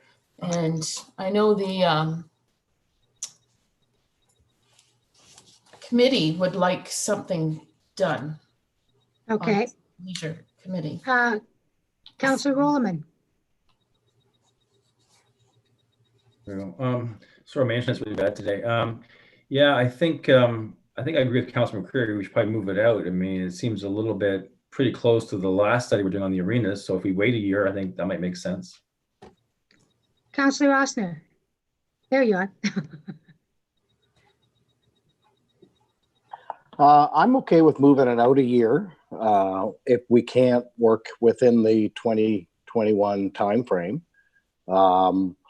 I think that if we have projects and we're able to do them and the funding is pretty much sound for it, then I don't agree with leaving it, because you're just adding onto the pile of other things that funding needs to be done for. So, I mean, if the rest of council wishes it to be pushed out forward, fine. But I think we should complete projects we start. Okay, and Councilor Gillespie's point was that we have a lot in if we move it out to 2022. Is that your point, Councilor Gillespie? Yes. Okay, Councilor McCreary. My point being, I guess, if we're going to spend $104,000 on this survey, we really want to be getting information that's the best information that we can get, that's accurate and useful. So that's why I would suggest pushing it out. Okay, so am I to direct staff in such a way? It looks like I am. Staff, please make note. Yep, we can definitely shift it around, and of course we can we'll bring it back when it comes to the final book as well, if there's going to be any change. But okay, thank you. Okay, is that it, Councilor McCreary? We Pardon can go me? back to page 7. Yeah, I'm done. Thank you. Thank you. Councilor Rollman, you sounded really good when you came on last time. You had no breaking up. Okay, so we're on to Ms. page, Dettle, yep, page 8. So, page 8? Yep, page 8. We're talking recreation tools and software, and actually there's nothing planned for 2021. Recreation. We've got money that we're setting aside for future years, but so that is the end of the studies, equipment, software funding. And the net cost to taxes is 282,000. That's about $1 million worth of work. Again, it's being funded from different places. So the next. Ms. Stedall, if I can go on page 8 again, you've got, we're spending $12 million from taxation?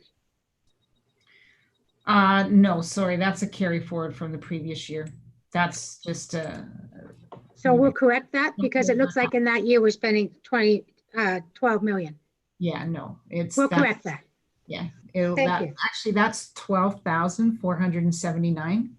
Oh, I apologize. I was looking at 12 Yeah, it's million. the only one that has the .00, sorry. So it's $12,000 that was spent in 2020, Thank you. 2019, 2020 actually. I use that so I can kind of calculate what the difference is going to be in taxes. So we're going to go to $282,000 net taxation, but we'll move some things around. And if that study gets moved around, it depends where it's being funded from.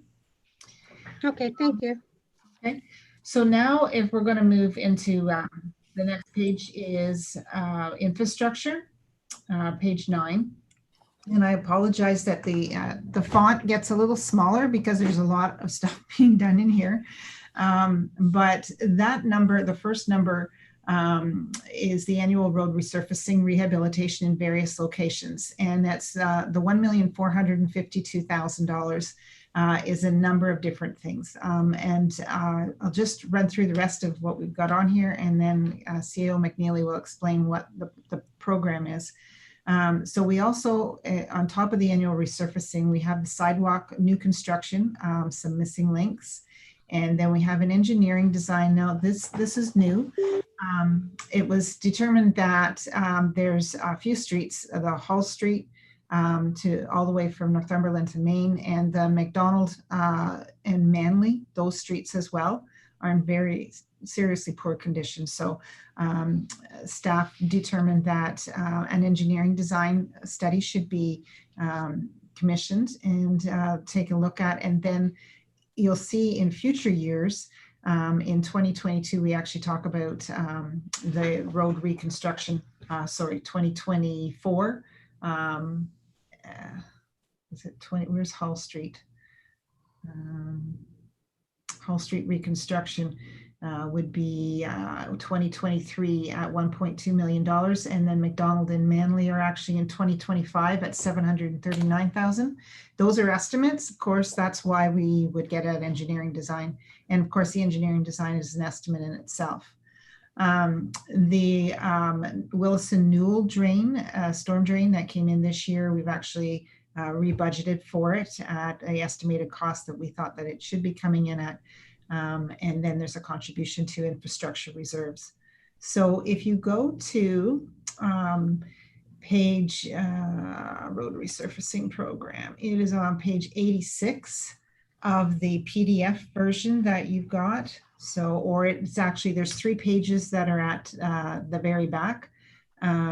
There's one that's a listing. It says attachment number 2, road resurfacing program. Now let's CAO McNeely, you've got. You want to go through? Okay, so I'm going to try and load up the map that was in the staff report, or does everybody have that in front of them? Everybody's got a copy. I made sure they had it with their spreadsheet. Okay, so I won't share it then. Actually, I wouldn't mind it. I don't see it here. Okay, It's a map. I don't have a map. it was in the staff report with the table of explaining the 21 projects. Okay, and I'm supposed to have the paper Attachment copy of number- it? It was attachment number 2. Let me to the check report. here. And CEO McNeely, what about Cooper Street? I know that we passed Cooper Street Okay, so. in their first year and it's still not been done. So let me start with the program I got and a I'll map. outline it for members of council. I got a map. We have broken out attachment number 2. We're looking at approximately $1.45 million. Okay, can we just $1.45 million that's estimated for road resurfacing. And we've identified as part of the program redoing 1.4 meters of, can we go to the map, please? So if you go onto the map, you'll see Gore Road. This is approximately 1.4 kilometers. And it would be a pulverized and 2 lifts of asphalt going from the CP rail corridor through to Village Road. This is the last segment of the reconstruction of Gore Road. We have done previously in 2 earlier years, the CP rail corridor through to Town Line Road in Cambridge. We have 1.18 kilometers of Roseville Road. This is the local portion of Roseville from Northumberland to Trustler. That road cannot handle very much longer the nature of the traffic that's using it. We're finding a lot of heavy equipment and trucks. The intent is to pulverize the existing asphalt surface. It started to lose its emulsion in the old asphalt, pulverize it, and place 3 lifts of asphalt surface. And then there's extensive road ditching required to improve roadside drainage. CEO McNeely, on that section of Roseville Road, I have always thought we should make it a no truck road and have them come up to Cedar Creek Road and come up to Trustler. So, Madam Mayor, you're correct. That would be ideal. However, from a practical perspective, I have zero confidence that the trucks will use either New Dundee or Cedar Creek as alternative east-west links. If they're Okay, I trying to agree. get to the, if they're trying to get to the gravel pits along the that corridor, or get into portions of urban Cambridge, they're going to try and use the most direct route. I agree. Okay. And so my concern is if we don't build the road based upon the nature of the traffic that's utilizing it, we shorten the lifespan of that road network. Thank you. So where we have witnessed heavy truck traffic in our resurfacing program over the last 3 past years, we've gone with 3 lifts of asphalt to give the appropriate structure to that road network. The next section, and Shelley, can you go to the next slide? The next section is in urban air. It's Cooper Street, and Cooper is made up of 2 different types of road profile. The whole road, is approximately 300 meters in length, going between Willison and Main Street. What we're proposing is 220 meters would be a shave and pave, which would be the, I guess technically the eastern portion, where there's an urban cross section of curb and gutter and 1 singular lift of asphalt. The westerly portion, being approximately 98 meters in length, is an old road cross section with no defined ditches and or edge of road, and it has literally started to deteriorate to the point where it's almost like it's rotting. We did put in some catch basins earlier this spring to assist with drainage in that immediate area. We're proposing to put 1 more in this fall to deal with some of the drainage issues in the non-urban portion of Cooper. But this section would be pulverized and 2 lifts of asphalt would then be placed. The next section, if we go back to the other map for a moment, Shelley, is Greenfield. This is the continuation of the multi-year program of resurfacing Greenfield.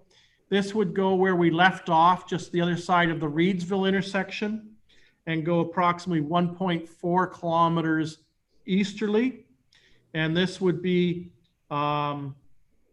pulverize the existing surface, and once again, 3 lifts of asphalt, recognizing that this is a truck route and heavily utilized by MCON and some of the aggregate sites. And there would be roadside ditch improvements. Alps Road from Dumfries, 700 meters to the east. And this section would bring you to generally where the forest block starts. That section, for whatever reason, back in 2013, the township put down one layer of asphalt. And the roadbed wasn't properly created, the drainage was never established, and the road is now disintegrating long before it should. So it's proposed to pulverize that section, to put 2 lifts of asphalt, and then there's roadside ditching required. If we move, Shelley, back to the urban map of Ayr, you'll see down here at Stanley and Northumberland. From the intersection at Northumberland to roughly the start of the bridge over the Nith, that's referred to as Stanley Street. And once you get across the bridge, it's Piper. So what this is proposing is to resurface, so shave and pave and resurface from the intersection at Northumberland to the bridge. There are extensive repairs that need to be done to the curbs and the catch basins at this location. If you actually look at both the north and south catch basins where the curb line is, they've actually started to collapse. And so we're getting ponding of water. So the intent is to resurface this section of road, deal with the catch basins at those 2 locations, putting in a proper barrier curb adjacent where Robson Carpenter Law offices used to be. And if you notice, there's broken up asphalt where normally a sidewalk would be between Northumberland and Tannery Street. And the intent is to put a proper sidewalk in that location. Now, the next 2 projects, Shelley, if we can go back to the rural area, we have on the Brant Waterloo Road 2 sections that have significant hills. And with the heavy rains that we experience, it's hard to keep the road in place on these steep inclines. So the first is at Brant Waterloo Road at Reedsville. So this past spring and summer, Public Works went in and established a proper ditch system down the hill to capture the water and step it down slowly with a series of gabion baskets to slow the rate of flow. And we've also added almost 10 inches of granular to raise the profile of the road and create a center profile so that the water, when it rains, moves toward the ditches. So we've had a few heavy rains in the last 2 to 3 week period. That road has performed very well from a drainage perspective. But unfortunately, when people are stopped at the Reedsville Road intersection at Brant Waterloo, or they pick up speed as they start to climb the hill, they're chewing the gravel. So what is being proposed is to take advantage of the work that was done this year to properly deal with building the road up and draining it. So in 21, we're proposing to actually put a single lift of base course asphalt. And this is just buying us time until that whole section is rebuilt as part of a larger mid-decade rework of the Brant Waterloo Road between Spraggs Road and Swan Street. But what it will do is prevent us having to go out every second and third week and grade the hill. Let me jump across Spraggs. So now I'm east of Spraggs, about 700 meters. I've got 2 hills. that are in close sequence just past Shoaldice and midway to Sprague's Road. Those two hills have, I don't even know what it is, cold patch. We cannot grade it. We can't patch it, but it shakes you as you drive over it. So the intent is we're going to go in this fall and pound that cold patch up into smaller pieces of granular, grade it into the road bed. And then next year, being 21, we're proposing to do similar to what we did at Brant Waterloo at Reedsville. Put a proper ditch system in, raise the granular road bed so that we get the crossfall. And here we're proposing to put surface treatment. So it's a double layer tar and chip. And the reason why tar and chip will work better here than, let's say, at the Reedsville intersection is because it's continuing traffic. You don't have where you're accelerating from a stop bar. And so you won't get that rutting. So the intent is to stabilize and improve the surface at the two hills on Brant Waterloo through between Sprague's and Shoaldice. And it will remove a chronic complaint as well as an ongoing maintenance issue. So the sidewalk program, Shelley, if we go back to, okay, so Shelley already mentioned to you the engineering studies at about 165,000. They're shown in green being Hall Street, Manley, and McDonald. We have some fundamental issues here. We've got road allowances that have varying widths, not too sure about ownership of what we actually own within the travel portion of the road. We have a hodgepodge of sidewalks, a hodgepodge of drainage systems, and we have a number of heritage buildings. Very concerned about what future construction would look like here in recognition of those older buildings and their foundations. But if I look specifically at these three streets, we've also got a big drainage issue. And it's how are we going to capture that overland flow caused by the hard surface and properly collect it and direct it. Hence why the engineering review. We believe there'll be some scale of economies by grouping these three roads together. The sidewalk program, beyond what I mentioned on Stanley Street by Northumberland Tannery, the other element is Inglis Street from Northumberland through to Cahoon. So last year, being 2019, we did do some preliminary engineering to look at how we could install a sidewalk and a preferred corridor for that. And so the intent is we would build that sidewalk between Northumberland and Cahoon on Inglis. A portion of the funding for that project is a development charge eligible. It's part of the background study that council did last year to assist with growth-related projects. So that's the program that is notionally being proposed as it relates to road resurfacing, engineering design to inform future road projects, and the 21 sidewalk campaign. And when I mean the 21 sidewalk campaign, I'm talking about new sidewalk, not the spot repairs. Spot repairs are done under operating.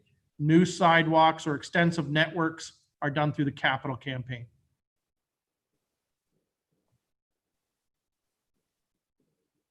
Were there any questions about the draft 21 road or sidewalk program? CEO McNeely, just by the Piper Street on this map here, it's got Piper Street. I don't know. Hang on. That might be the Manley Street. That might be the Manley Street you've done here. Yes, we have Manley and McDonald for engineering design. It's shown in green. Yeah. Is it also on the smaller map? So that little blue there would be the Inglis. Maybe that's Inglis. Yep, that would be Okay. Inglis. Never mind. They just Inglis overlap is each other. shown in blue for a sidewalk. Yep, it's just, yep, I've got it. Okay. So it looks like a lot of work. Good for you guys. Madam Mayor, I Right. believe Councillor Gillespie had a question. Councillor Gillespie. Yes, I don't have a question about this particular road stuff, but I would like to know about Morrison Road. I've had lots of complaints. I know you've seen the correspondence we've received on that Morrison from the Bend to number 8 highway. And I would like to know, number one, why the pavement was chipped or ripped up in the first place and put tar and chip on it, which it is really a poor job.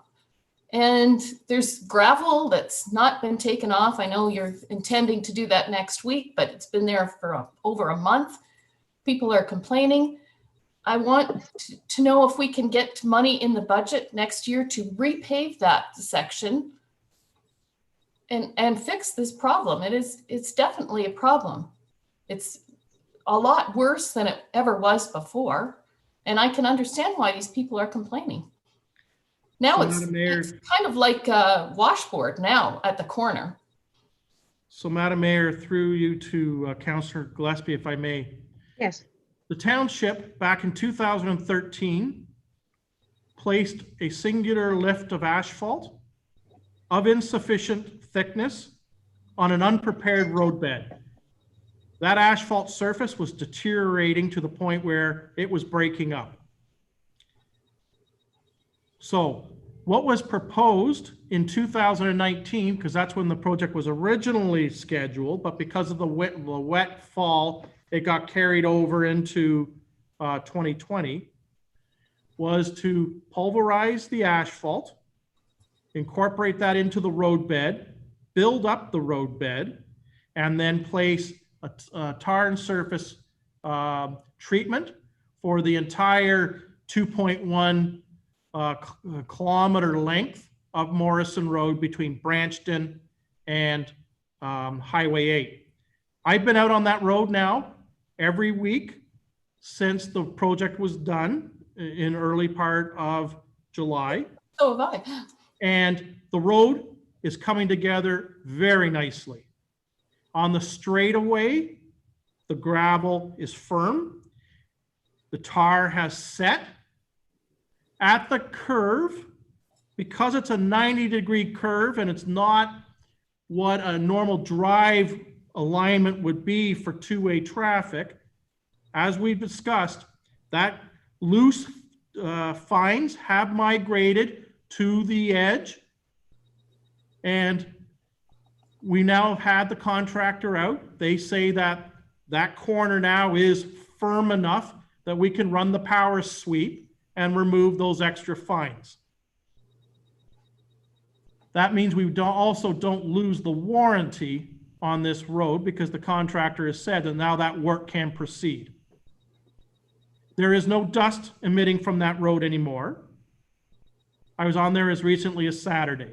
The road is performing very well for a rural cross-section road. It's representative of the nature and level of traffic that utilize it.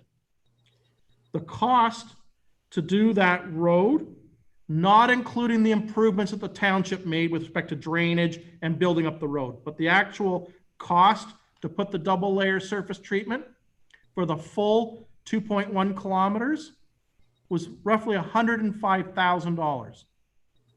Just to put asphalt, 2 lifts on that approximate, I'm looking at my measurement, for the approximate 760 meters, that would take you from the Dundas Highway 8 intersection down past the Gleaners to the 90-degree bend is approximately 760 meters. The cost of putting the double lift of asphalt is approximately $140,000 just for that small section.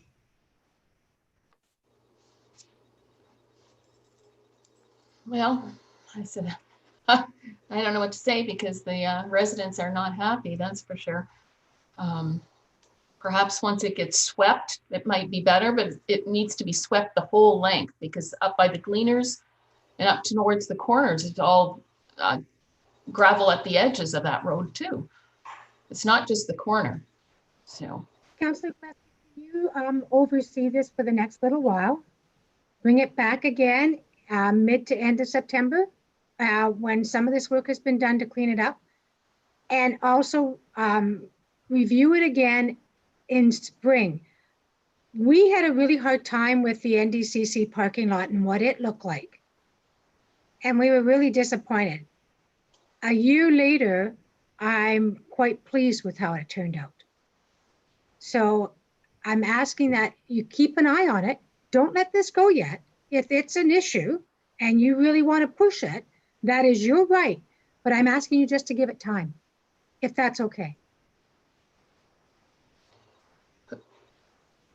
Who is going to respond to the residents that have complained about this? Me? No, actually, it's CAO McNeely would write up an email, forward it to you and CC them. And again, asking and stating that we are going to watch this because what they've asked for is it to be fixed next year. And I'm asking you to watch it before that season starts. I did tell them there was not money in the budget to do it this year, so. And that's fine. So have CAO McNeely, explain it all, CAO McNeely, how it was put down wrong in the first place. Oh, Madam Mayor, that's already been communicated in earlier emails. They are aware that the road had deteriorated. They just wanted it being asphalt. They're not disputing that the 2013 job was poorly executed. That's never been in dispute. They're disappointed that the township didn't go back and place an asphalt road versus a tar and chip. But as I indicated to you by that cost factor, what it will allow us to do is take a number of our lower order, and when I mean lower order, I'm talking about lower traveled roads, and use alternative surfaces to stretch a limited number of dollars. And, you know, if I look at Calhoun and Willison and once again, they're on an urban road, an alternative surface. It allows you to take a lower order road and stretch your dollars and maximize the number of road kilometers that can be renewed as part of your inventory going forward. And, you know, the double tar and chip surface that was applied on Morrison is a recognized rural road across Ontario. I know counties that use that road surface on their county road system. And those traffic volumes by speed and by weight are and by vehicle movements are much higher than what we're witnessing on Morrison Road. So, Councillor Gillespie, you've already told them we can't do anything this year in the budget. So say you're going to watch it and bring it forward in the early spring if there's still issues. Okay, does that sound fair? Sure. Because that's all they've asked for too. If it assists you, I will provide that email for you tomorrow. And then you can flip it to the 2 area residents that have sent letters to council today. And then you can add whatever you wish in front of that.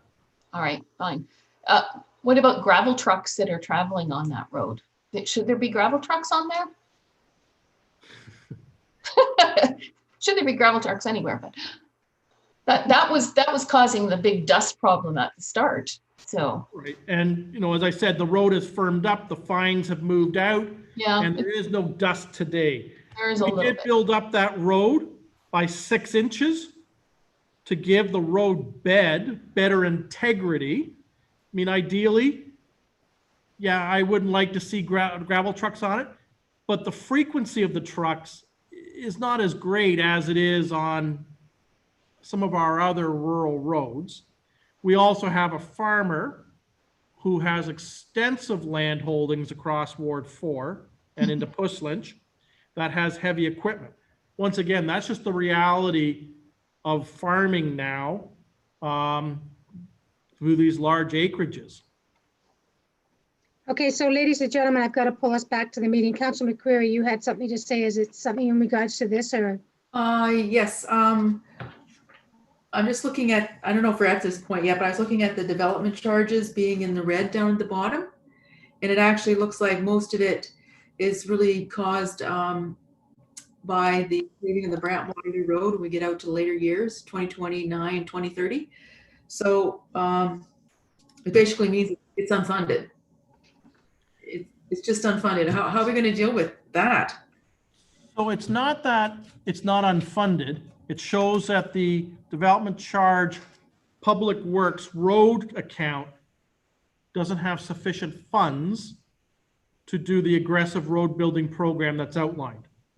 Now, council, as you deal with certain developments along the Brant-Waterloo corridor, has the ability to enter into what they call a front-end financing agreement, whereby the developer fronts either the cost or a portion of the cost, builds that section, and receives what they call development charges credit. So over time, as they draw building permits on the road portion of the development charge envelope, they don't pay that portion. It repays what they front-end financed as part of the original capital program. That's one avenue to stretch your funding. The other is potentially council could look at internal financing or debt. And the premise is that the annual contribution attributed to growth in terms of the development charges stream, the road portion pays for the cost of the principal and the interest attributed to that internal or external funding. The other avenue to council is you pull out and stretch out the building program. So instead of doing it all literally within the decade, it's spread out over a longer time and more in line, lack of a better term, with the inflow of development charges revenue attributed to growth. So there are different ways of dealing with it. But what Ms. Stedel has shown to council is if you have an aggressive building program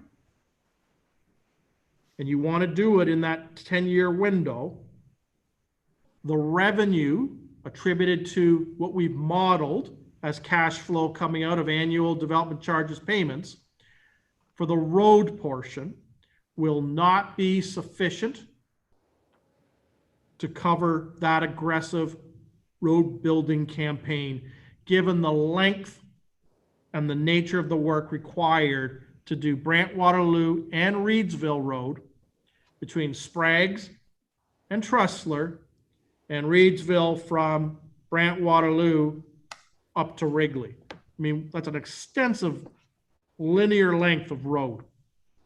And you've got to take what was a gravel country road that handled less than 200 motor vehicles. You've got to build it up, and you've got to put a hard top surface, either asphalt or surface treatment, to handle that traffic, along with significant drainage improvements. Okay. Um, A good part of what you said, because my internet kept cutting out, but So you can go maybe we can into a talk about it later.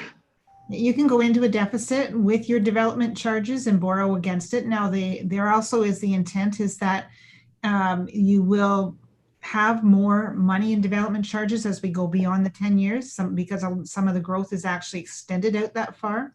And earlier we had talked about taking the development charge study and updating that as well. So there could be something that's in that, although there doesn't seem to be much change in how the hard surfaces are actually being funded.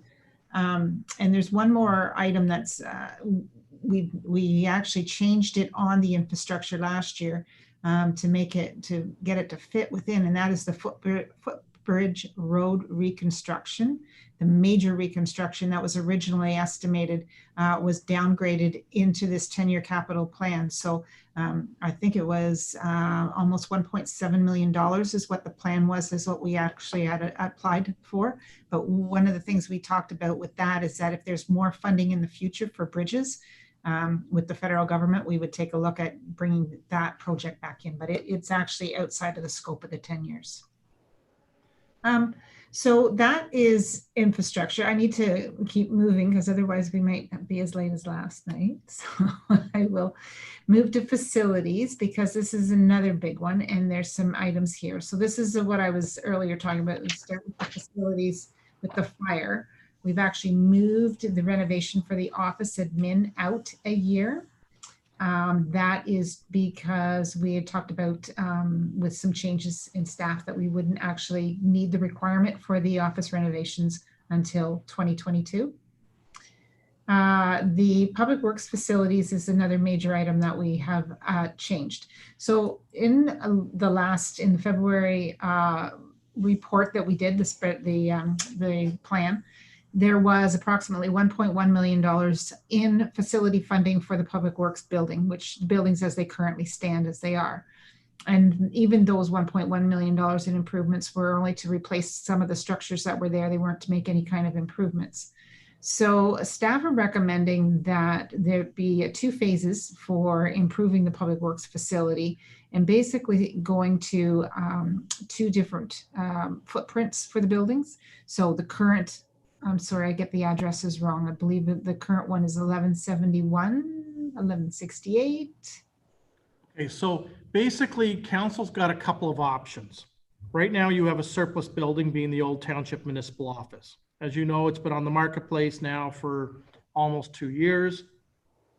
I actually received a paper offer today below market, below what council has asked as a listing. So that'll be coming on your September 14th agenda. But the question becomes, do we actually go in and renovate 1171 Greenfield? And that becomes where public works personnel have their administrative office, their showers, their locker room, their lunch room. Excuse me. And across the road is new service base for the apparatus. And then the old block building and the Quonset hut would be demolished. So between the 2 projects, we're looking at about $3.5 million or $3.85 million. This is, as Madam Treasurer has just identified, an increase over what has historically been carried in your 10-year capital forecast. But it positions the buildings to meet the size of your fleet, both by the size of the actual apparatus, but also today's occupation health and safety obligations and proper space for repairing and storing your equipment and housing your personnel. If we move forward and actually go to sell 1171 Greenfield, being the old township office, then that admin component where the lunchroom and showers, lockers, etc. would actually be appended to the new storage building where the fleet goes. So it's the same envelope, but it may be done spatially different. If we were to use 1171 Greenfield as the new building for Public Works Administration and the operators, it allows us to do that work as one phase, put them in a proper space, and then blow out the rest of the buildings and just build the storage building, which is a little bit easier in terms of a time delivery aspect. And it's a simpler design because you don't have to worry about, under the building code, the integration between administration and I'll call it the apparatus floor. So CEO McNeely, I would want 2 things. First off, I'd want to know how much do we save by keeping the building and renovating it versus selling it and doing it at the other place? The other thing I need to know is it not designated heritage, so we can only touch a certain part of that building? The rest, so we have to work around the heritage features that exist there. Although the part that the council chamber used to be in was redone and the offices, and that I don't believe is designated, because that used to be a fire hall or something, yeah. Okay, so 1171 Greenfield is not designated under the Ontario Heritage Act. The school portion, where the old one-room school was, which is the stone portion, or if you were to look at the building, the east side, is a listed heritage resource in our built heritage. The program we're talking about doesn't change that. It's an internal reshaping of that floor space. You may put a different facade on the old fire hall substation, but it would be complementary to, I'll call it the heritage elements of the old one-room schoolhouse. But it's the internal reworking that would be the majority of the work. So CEO McNeely, the finances would be the big issue then. Is it more cost efficient for us to keep it rather than selling it? Go ahead. So what we've identified in the draft budget is in 21, bringing in a proper consultant to assess those options and what the implications are. And for lack of a better term, truthing the estimates that we have plugged in. And then we've got in 22, if we were to renovate 1171 Greenfield for the admin component of the Public Works, we've identified it at $530,000.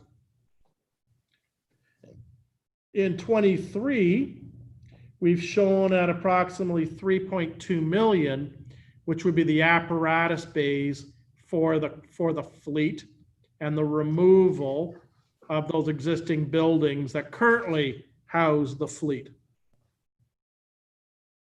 Andrew, CEO McNeely, in 2023, when we're doing this, is our debt done at the NDCC?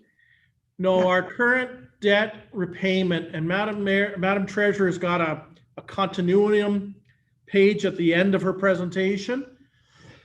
The debt repayment on the NDCC expires or lapses in December of 2024. Okay, the following year. Okay, thank you. So one of the things that you can't see is because we changed put in this new program, is that the old program actually had a net cost of almost $1.3 million. So there was already $1.3 million that was going to be required over the 10 years. Now it's increased. There's the repayment of the debt that's included with this. So we'll bring this back, but that's one of the reasons. So really in 2021, we're looking at the $80,000 for the consultant. If council thinks we should go ahead and at least try to bring back the different options. And the 7 commodity bunkers have been already in the budget and they're projected to come forward, their requirement over at the current site. Mr. Roman? My question is, do we need to spend the 80,000 on a consultant? I mean, I think the idea of renovating 1171 into some sort of PW shower and lunchroom, maybe an office space for a CSR and the director, that to me would make sense, and we should do that because we're not getting any offers on that building close to what we thought we would get. So we should just keep it, renovate it. I think that's great. The 3.2 million, I think we have to look at phasing that in over a longer period. I don't think we should do it all in one fell swoop. We couldn't even agree to spend 230,000 on the Quonset hut, let alone spend 3.2 million rebuilding a whole public works yard.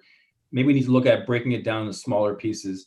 But I don't know if we need a consultant for that, do we? We can take that back. Well, we're going to be starting some interviews with candidates to become the new director of community services. If you take a look at the roster of some of those, we have our first culling of the short list on Wednesday with our panel. You take a look, some of those candidates have actually developed public works yards. So some of those people may bring that expertise. I'm not that guy. I've never built a public works. I have gotten on the phone and called some of my counterparts, and they've directed me to some of their staff who have done it. That's what I've plugged in here as a place marker, but it hasn't been truth.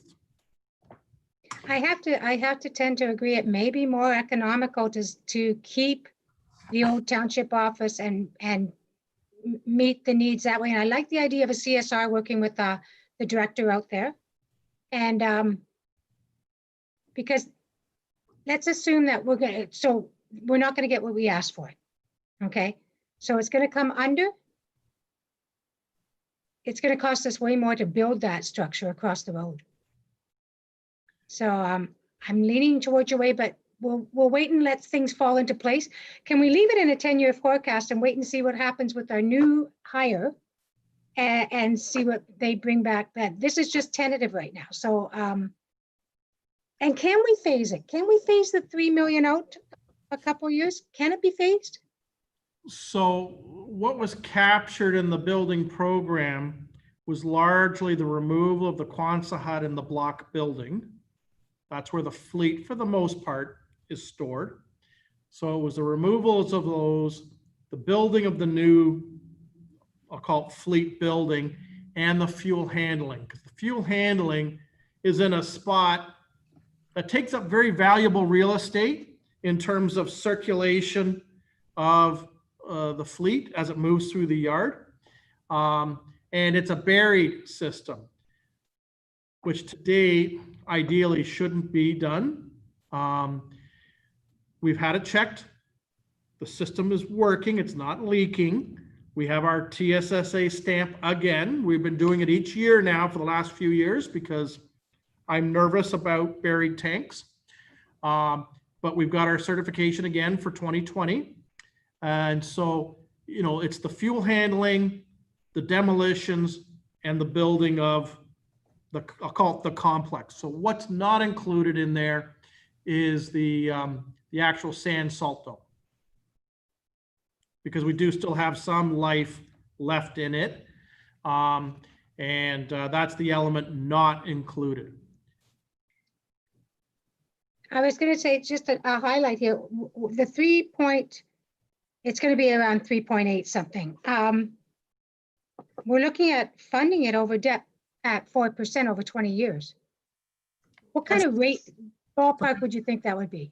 Yeah, so when we've talked about whether I change the rates on things like this, I use the same rate, 4%, because we never know what it's going to do. We don't know whether we're going to head into a recession or, you know, just don't know. So it can fluctuate up and down. 4% is what we're paying right now. 4% is actually what we're getting on one of our investments right now. So that's the reason but it can make a substantial difference. The other thing is the 20 years.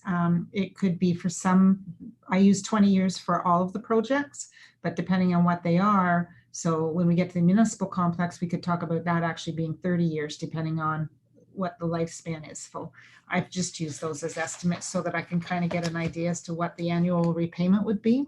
So I can build that back into the repayment. I mean, when you look at our capital budget in the summary report that we prepared for presentation today, facilities year over year, if you look at the 10-year window, that has been a substantial increase. And it's attributed largely to the introduction of the Public Works Complex, as just discussed, as well as our annual R&R camp rehab and repair, as identified in the Walter Fedde report. Because historically, we did not make those, I'll call them timely investments. And then of course there are some strategic investments like new roofs and whatever that show up as larger numbers. So, you know, the facilities campaign is a big dollar. And if you go to your staff report under options and analysis, there are 3 key areas that are heavily related to facilities, and they're big ticket items. Bricks and mortar costs a lot of money. So the first was the Township Municipal Office. Okay, and we're going to be talking about that as an agenda item today, so I'm not going to spend a lot of time on that. You've got the Public Works Operations Center. We've just talked about that. And then the other, of course, is the NDCC twinning versus putting in major dollars to refurbish and extend the operating life of the arena component at the Air Community Center. And I want to stress the arena component, okay? And right now, we're carrying both projects in your capital forecast. We've double counted, but we've been telling council for the last 2 years, we're double counting, because until a decision's made, we want council to be aware of what those exposures would be. So the reality is both projects aren't required. So these are on page 11, if we go back to the spreadsheets, so we can get back through them. That was the Public Works. When we're talking back about the recreation facilities, that's on page 11. We actually have, you can see the numbers in there where you've got the twin pad, we've got the NDCC and a number of different items that are highlighted, the ACC, as well as our other buildings, Centennial Park, Roseville, Smith, and then the township office comes in here as well. So we're carrying, related to arena, a double count of somewhere between 2.3 million up to approximately 11.3 million, depending upon which path council may move toward ultimately. Now, obviously, you saw your phase 1 report last night. The business case element, which will now look at both capital and operating as it relates to either refurbishment of the ACC arena versus twinning the NDCC. So it'll give you, by the end of September, an opportunity now to satisfy yourself, is there ice required, a second ice surface required? If yes, where in the 10-year period? And you may look at an interim where for 2 or 3 years, as an example, you might work with an adjacent municipality, enter into agreement, buy blocks of ice to pick up a short-term shortfall in ice, and then perhaps twin an arena for the back end of the decade, as an example. So the next phase will start to better define what the options and implications are and give council a recommended course of action, okay? And it has both operating and capital implications, and it goes to energy, it goes to labor, okay? Because obviously once you inherit the building, you've got those annual costs that go on indefinitely. So it will assist both capital and operating budgets going forward, and we can remove some of this double count that we're currently carrying in our capital forecast as it relates to the arena element. So I think you'll find there's a few things that we now need to take back. Sorry, Councillor Roman. Councillor Roman, go ahead. Just to follow up on what the CEO was saying, though, one of the things that I noticed in that phase 1 report, and this has been hanging over our heads for a lot of years, as the mayor will attest, is people want a pool. So I know the staff are opposed to it 100%. They don't want a pool, but I mean, my kids were taught swimming by Sue Foxton how many years ago when she was teaching, the kids how to swim. There's more pools now than ever in this town. People need swimming lessons. People are bombarding me with requests for pools. I'm not saying we should do it, but I'm saying maybe we need to look at putting into our 10-year capital forecast, or maybe it goes into the 20-year capital forecast. I don't know, but how much longer can we ignore the fact that people are constantly asking us about a pool? Councillor Roman, you make a really good point, and especially over this hot summer. this hot summer, and I felt sorry for a lot of the community, especially as we build in these new developments that don't have rooms. These people aren't going to be able to have the space to put a pool in their backyard as they previously have or such. And maybe it is time, but the survey hopefully will point that out. But this is, you know what? If you go back to when the curling club was built, there was a referendum on the vote, and it was voting for either a curling club or a pool. And what does that go back to, the 1950s, 60s, 50s, 60s? That's how long this community has been asking for a pool, and it's never died down. An indoor pool, you will go broke on.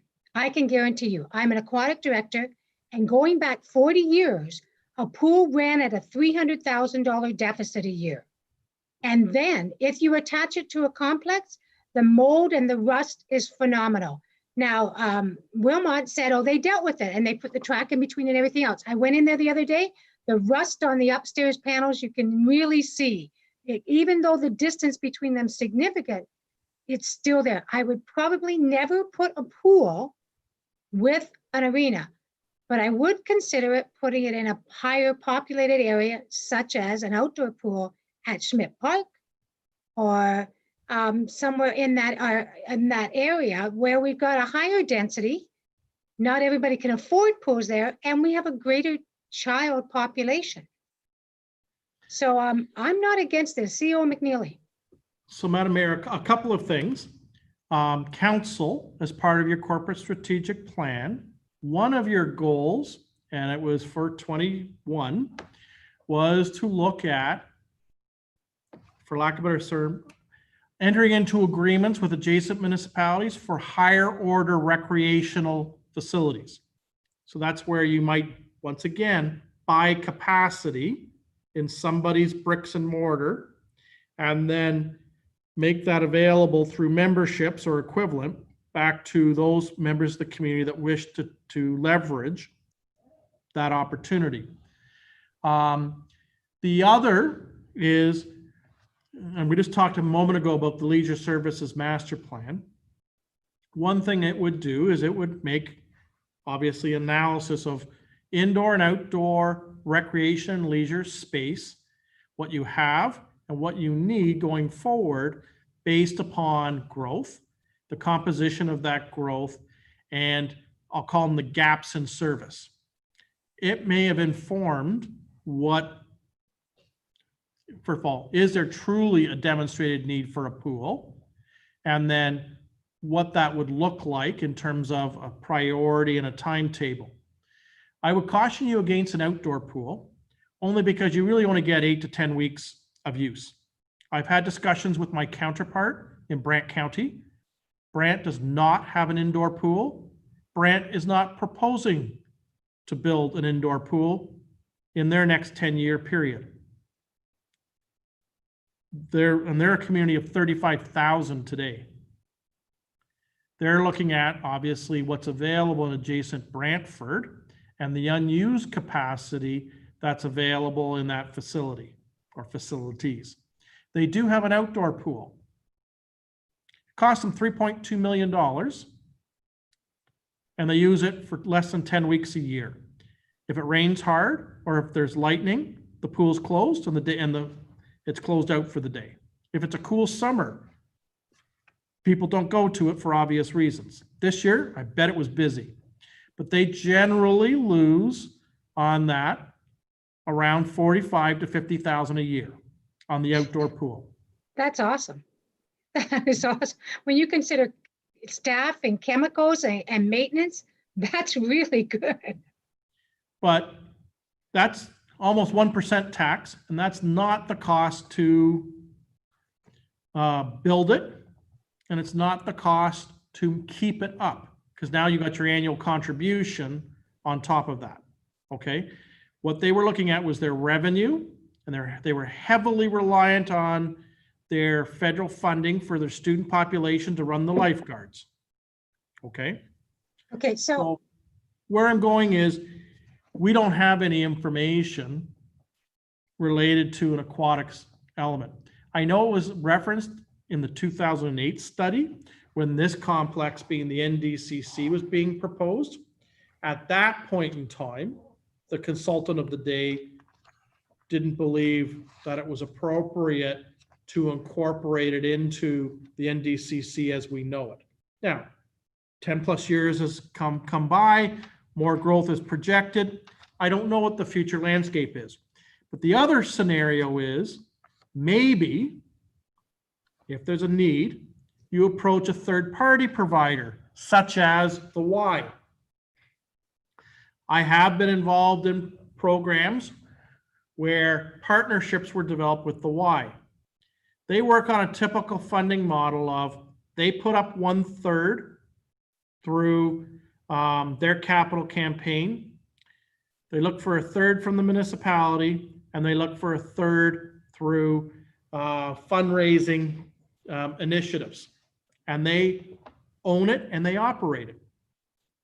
That may be an avenue where a partnership, if there's a demonstrated need, could be arranged, and we provide title to a portion of one of our holdings, either existing or proposed, and they take on the responsibility of building and operating that space. It serves your community need. It lowers your one-time capital cost exposure, and you don't have necessarily the annual operating element that goes with it. Okay, so CEO McNeely, if I may, Councillor Roman first.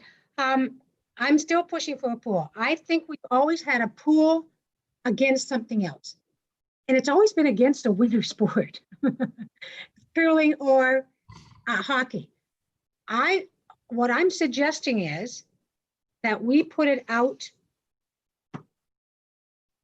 even 2030 if we have to. And I want it as a place marker, and we can always remove it. Just a suggestion. I don't want my people having to drive everywhere to get facilities. I want North Dumfries to be a place people are coming to. NDC put us on the map. I want us to have more amenities so that we meet greater needs. And just as a place marker, how we work it out, possibly with partnering with Y, but I doubt that. Okay, I was the aquatic director at the Y, and the funding for the Y is not as great as it used to be. In fact, Cambridge Y handed the whole facility they had built and their pool and everything over to Kitchener, so it's run over Kitchener. Kitchener runs both now. But again, we can look for partners and things like that. We're just saying, let's put it as a place marker. People have asked for it for a long time. And it may never happen, but I mean, the Quonset hut's been on the books since 1998, before 1998, and we still haven't done that. So to assist me and the treasurer, an indoor or a seasonal pool?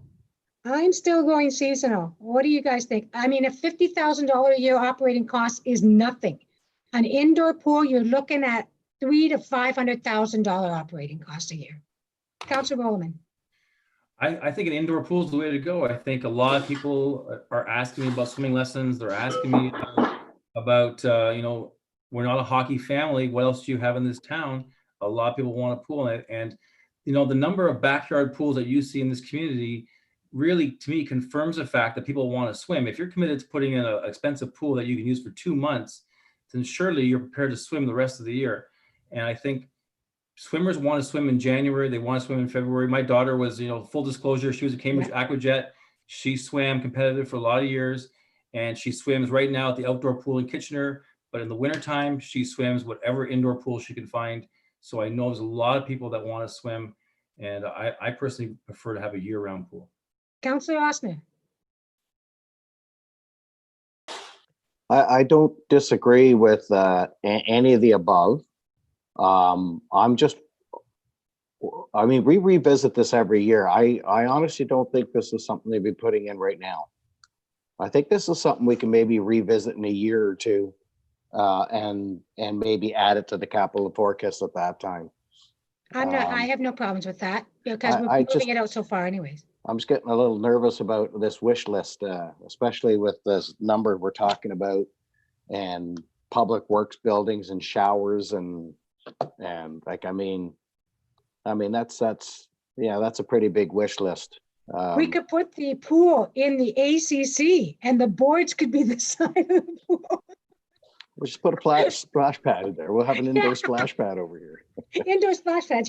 No, I mean, is there any problem with maybe revisiting this at another forecast year rather than this year? How do we put a personally place feel marker in?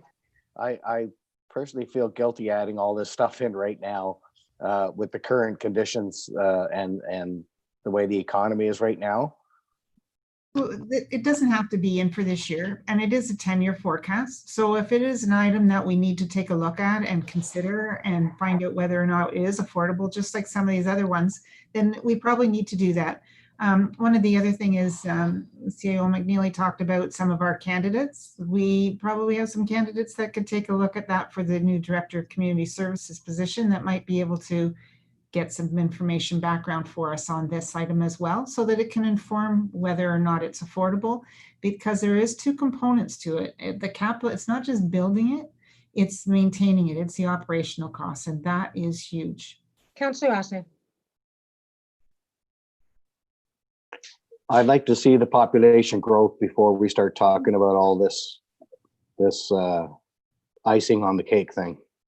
Can we put in a brackets at the bottom, not giving it a year, but a bracket saying indoor pool to be looked at past 2030? We can do that. So it's just in a bracket at the bottom of the sheet. It has no date, no timeline. It's just that I don't want it to be forgotten. Yep. Is that okay, councillors? We can do that. Would you actually like it put in the, so if you look at last January's or January 20 and the 10-year forecast, one section of Brant Waterloo Road was listed with the 2019 price, but it actually wasn't in the 10-year forecast.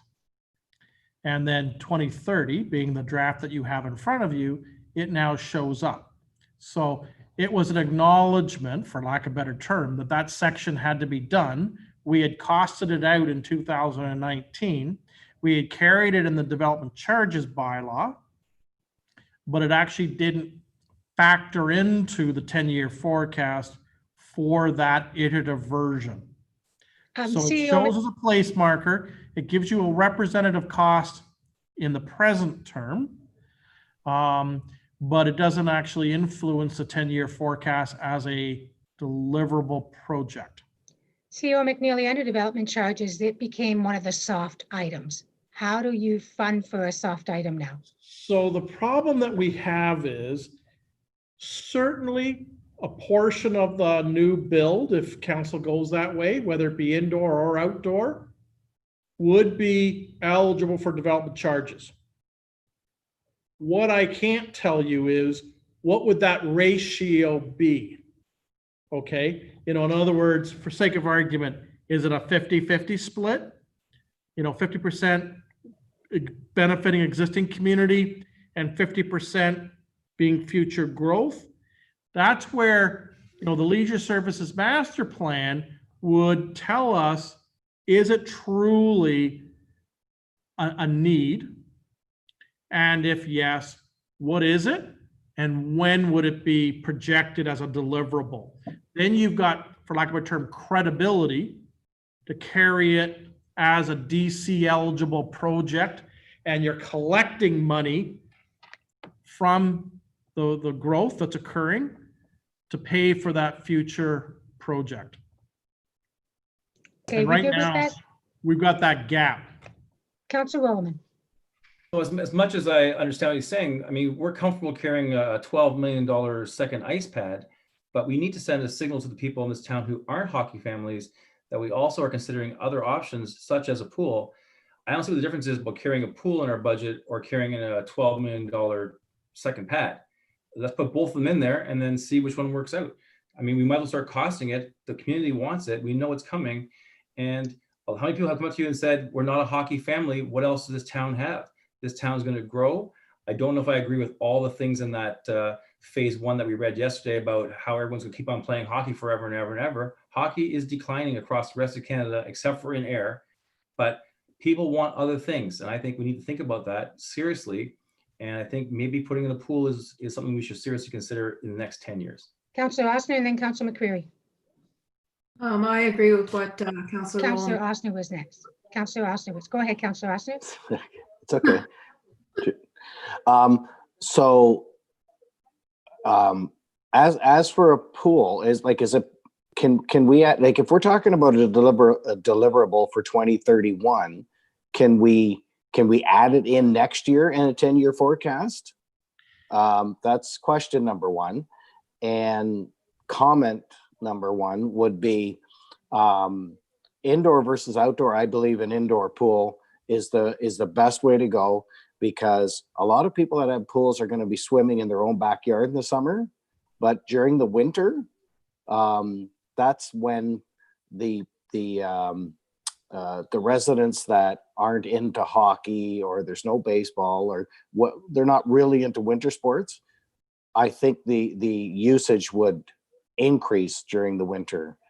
And again, everything is dependent on program deliverables. Like, if you're not going to deliver any programs, if you're not going to have a swim club, swim team, then there's got to be a complete effort to it, not just throw a pool in there and hope people swim. Councillor McCreary.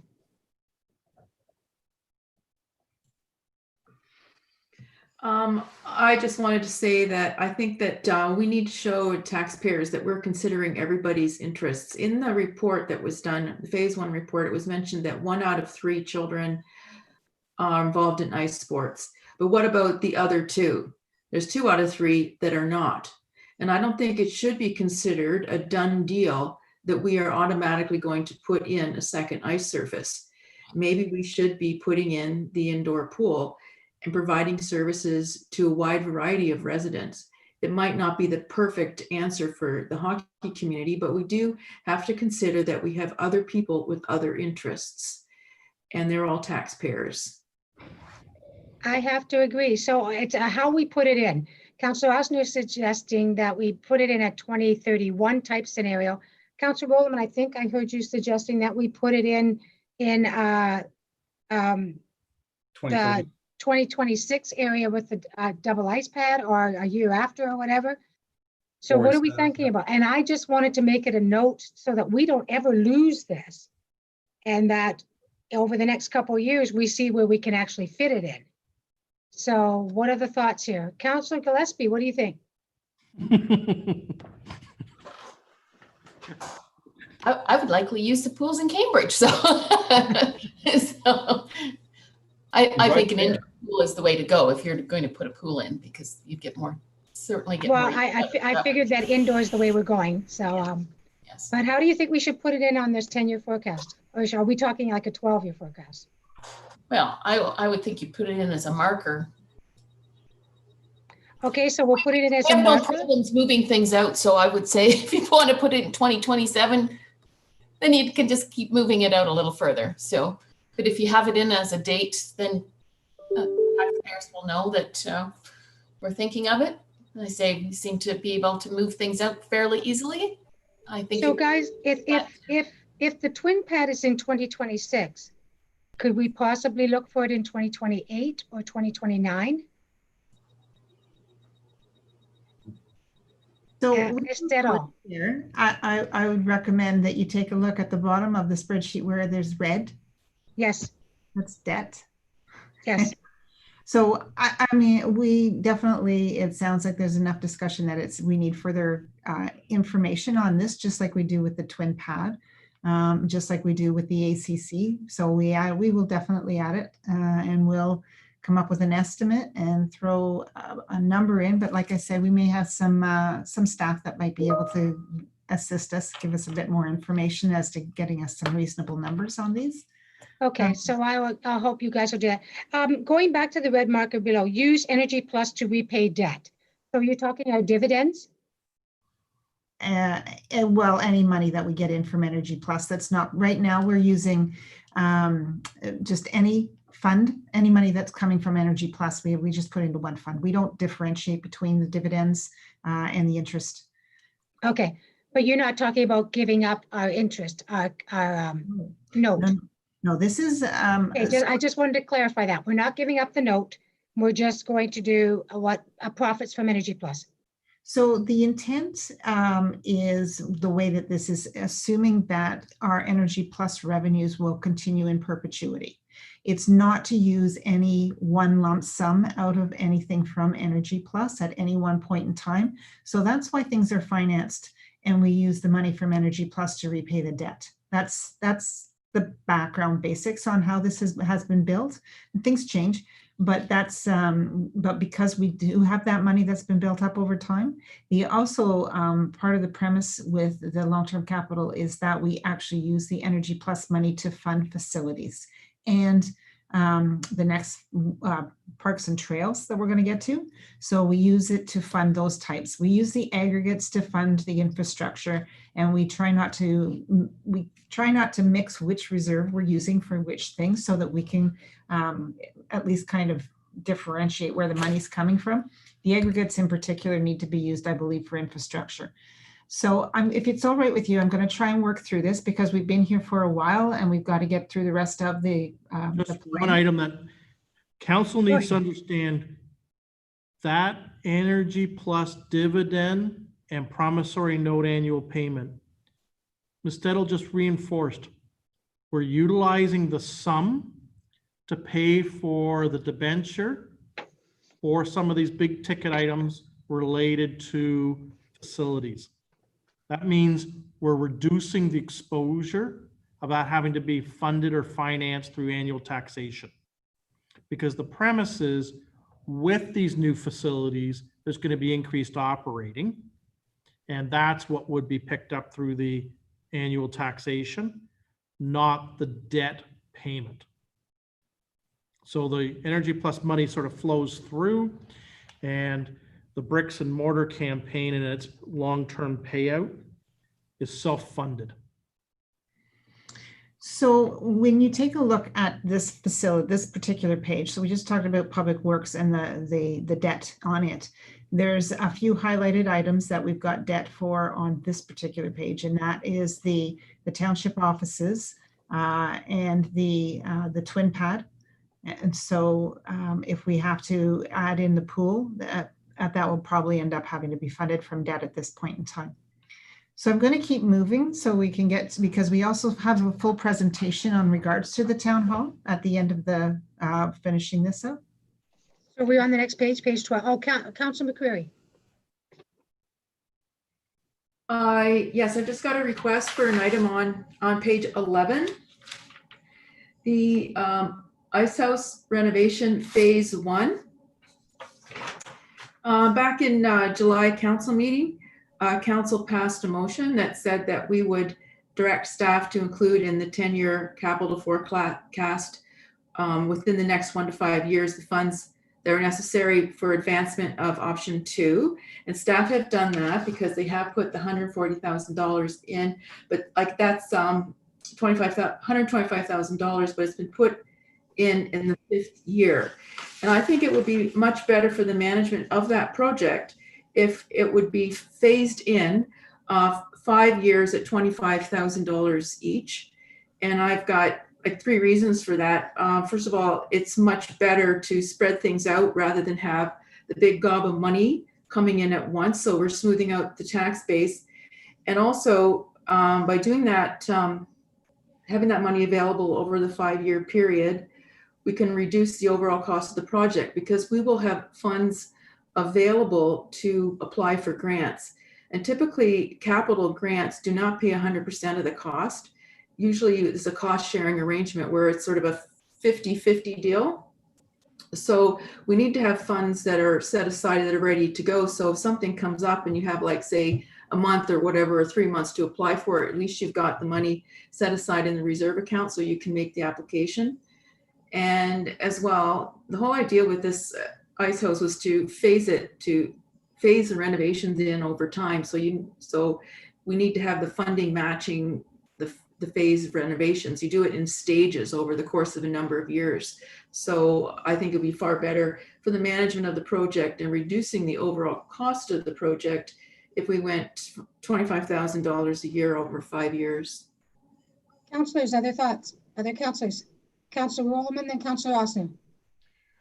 Thank you, Madam Mayor. Yeah, I think Margaret's correct. I mean, my experience with the ACO or the Heritage Foundation, the Regional Heritage, or Margaret's experience in the Heritage Foundation, they like to give grants for smaller projects. I know the ACO could give us some money, but not necessarily on a $140,000 project. If we have a $25,000 project just to do parging or something, they could give us some money for that. Or if we have a project just for the roof system, they can get money for that separately. We could even apply to the foundation, Regional Heritage Foundation, multiple years for different projects if we break it down that way. Whereas if we have one large sum, we only get one grant. So I think she's right. We should consider how we can break this down and phase it, and that way we can piece it out to other groups for grants. Councillor Austin. I think in theory, that's a smart idea. That's a good way to do it. My only concern is I don't want to be caught in a position where we have a little bit money built in, and then we apply for a grant that pushes us to a project that is beyond our limits for that year. Otherwise, if we don't do that project, we're going to lose the funding. So I don't want to be pushed into a situation like if we have $50,000 in there, and let's say, you know, we want to do a project that's $100,000 or whatever, but we think we're going to get 50% funding, but we're only going to get 25% funding. And with that 25% funding, now we have to put extra money in there to get that done. I just don't want the carrot to be dangled there and make us spend extra money. If we can keep within, like if there's projects we can keep within that $25,000, I'm all for it. But I don't want just because that money's in there and we're going to apply for it. And that goes for anything, not just the ice house. I don't want to be coerced to say, oh, well, we're going to lose this funding if we don't spend the extra 50,000. So that's where we get into trouble with spending the money that we don't have. And that's understood. So this is just a place marker. I think it's a really good idea. Councillor Gillespie, what are your thoughts? Yes, I agree that the money should be phased in over 5 years because we're committed to restoring this. And I'm sure if we leave the money not do anything until 5 years, then you're going to have to do a study all over again. And we just spend so much money on studies that we just need to get on with it. So I totally agree. Space the 25,000 out over 5 years. I like your hitting things on the head type thing. Councillor Osner. Shelley, could we get a study on which theory works better? For sure. You want me to add $5,000 in? And it's like a lot of things where we put a place marker in. If we don't get the grant monies, then we don't do it. So, okay, so I just want to run through a couple of things before we skip over facilities, just so you know what's in the 2021, what we're planning. So we have the NDCC replace floors in the arena locker rooms, $127,000. We have programming floor replacements of almost $34,000. We have some furniture, window covering, council furniture equipment, $25,000. We have the pylon sign replacement. So that's the sign at the end of the driveway. That includes both the hardware, so the sign, the digital sign. So sorry, Shelley, I have a quick question. I mean, we're looking at the whole list and all the projects in there, and you're asking us if we have any questions on it. Do you really need to run down every single item? So no, I don't want to run down. These are just in 21. This is just in the capital. Like this is the I understand. I see what she's saying. If we put another $25,000 in there and we do 25 per year, that may have an impact. Is that what you're saying? No. Okay, what are you saying? So in December of 2020, like when we get to the end of the budget process, you're going to see what our total capital budget are. So I'm not going through all the rest of the stuff that's on here. I just want to tell you, I just want to run through so you're aware of what is going to be in the 21 budget, because there's a number of items. This number is really high just even for 21. We've got cameras here at the NDCC because the ones we have are old. We're getting to the point with some of the stuff that we're we're talking about the sign at the end of the driveway. Some of the things that were put into this facility when it was originally built were at near end of life. And so we're having to replace some of those things like the cameras.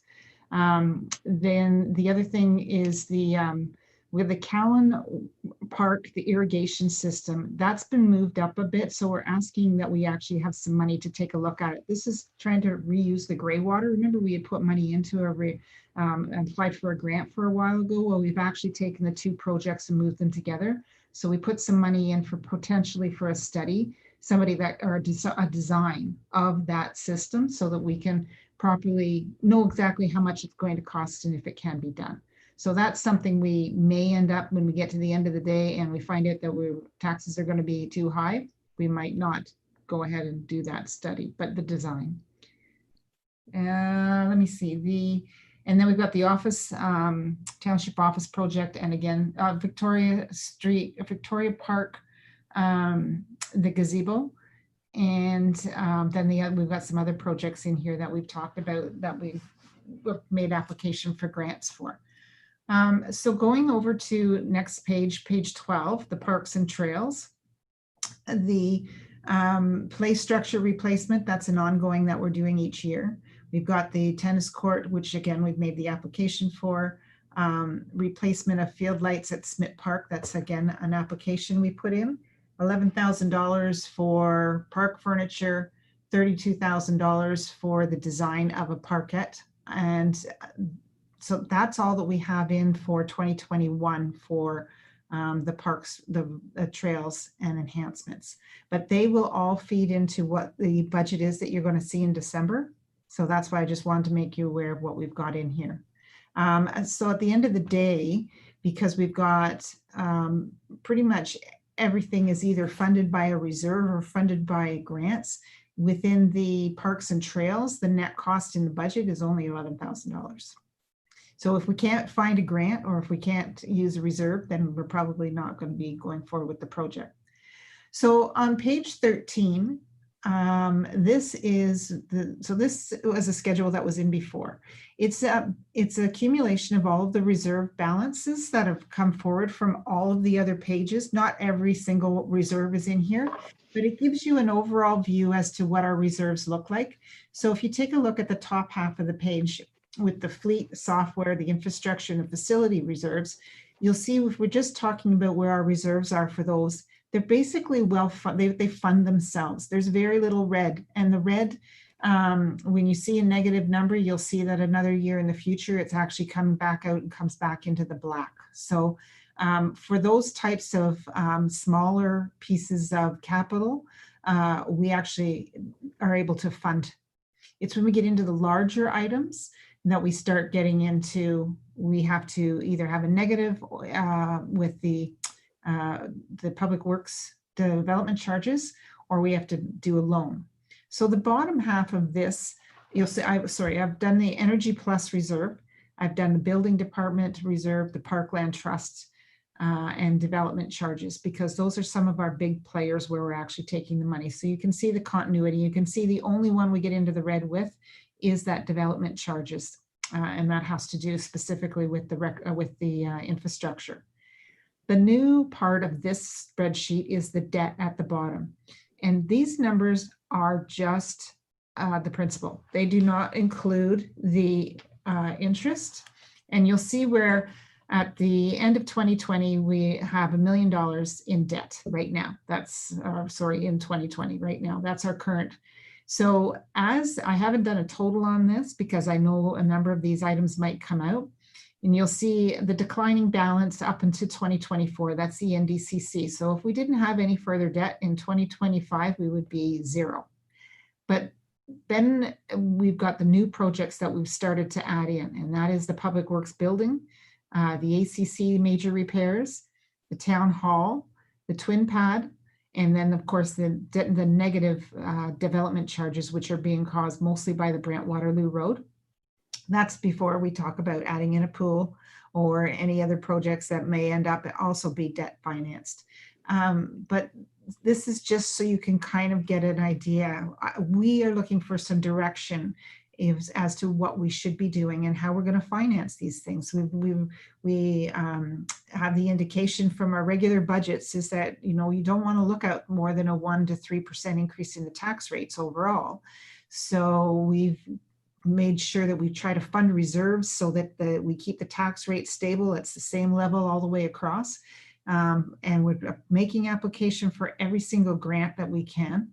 You know, people don't like to donate to the township. Unfortunately, we're not a huge, you know, we don't get contributions very often. So our next, we have user fees that we can raise some money on, but it's very difficult to put some of those user fees up high enough to cover it. So our other alternative is debt. So anyway, this document is made to be a decision point. It's to help us make some decisions in the future. So that's why. Councillor Rossner. Maybe we should do all the wish list projects and go into debt as deep as we can go, and then the region won't be talking about amalgamation. You know, it's not just that. We would never have had the NDCC if we did not get that grant, that huge grant, right? So I mean, even if you talk about a pool, we're probably going to go for, I would assume we would go for a recreation grant of a third. So if it's what would you think, a $5 million project or a $3 million project, we're talking $1 million.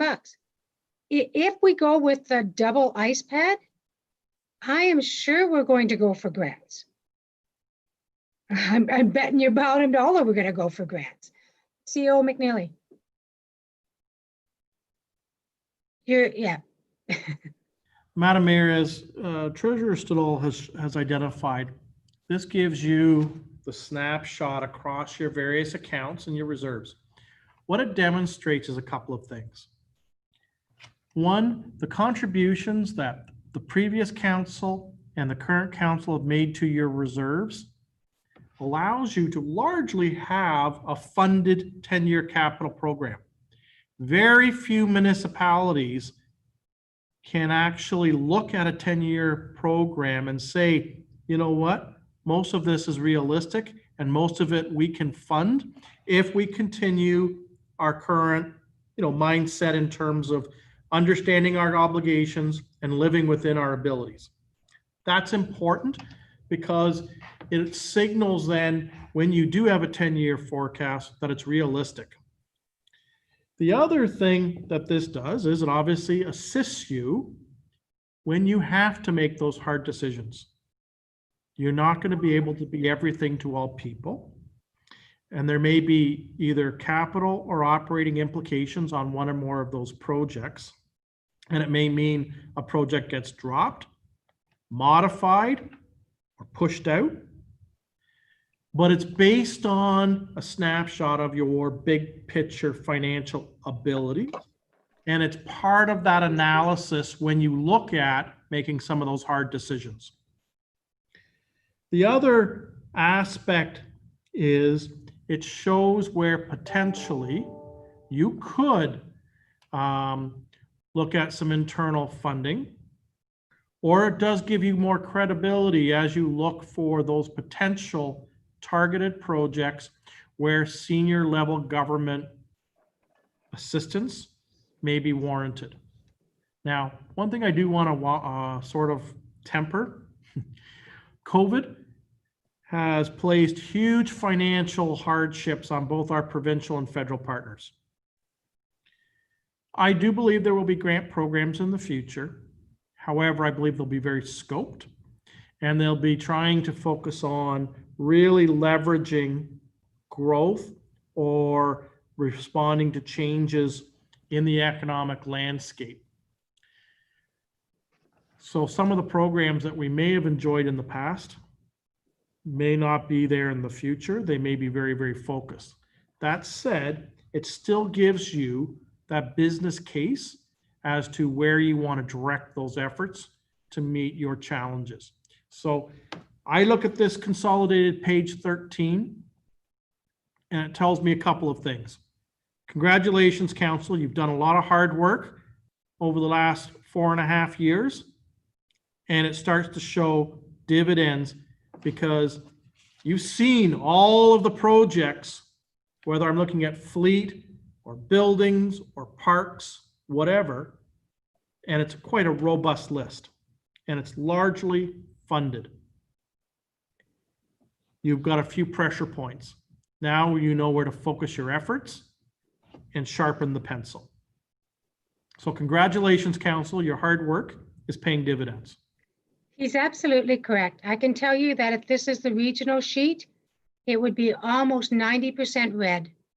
They can't do anything without going out into further debt. City of Cambridge, it's 98% red. So he's absolutely correct. We've done great, but we're going through growing pains. And it's like making that leap to mortgage for your house. Do you stay renting forever or do you actually buy a house? And it's how we want our community to look. This is a great sheet. We've given some suggestions to staff. So where do we go from here? Where are we at, Ms. Stedall? So the next part of the next few pages, you'll take a look at the next couple of sheets and it just shows you what the continuing reserve is, which is part of the reason when we talked earlier about having a big surplus is because we've got this money that's sitting in reserve and we are gaining interest on it. And that interest actually, when we earn it each year, it's an additional add to it. So the more money that we can set aside, the more we can continue to build up. These worksheets, they're a work in progress. And again, they go back to feeding into the information that we have that we're going to be presenting with a full budget in December. So we can go back now if you want to talk just to the resolution, which at the beginning of the report was to receive CAO report 2420 and that all comments received through this discussion from the August 11th meeting be returned back to staff for further consideration. Usually what we do is we'll take the information from the 2021 column. That's why I was kind of focusing on that, and that's what we'll use to prepare the 2021 budget book. And then in late January, early February, we have another meeting and we'll do an update to this. And that's when we'll talk about some of those bigger projects and where they're going to fit into the plan.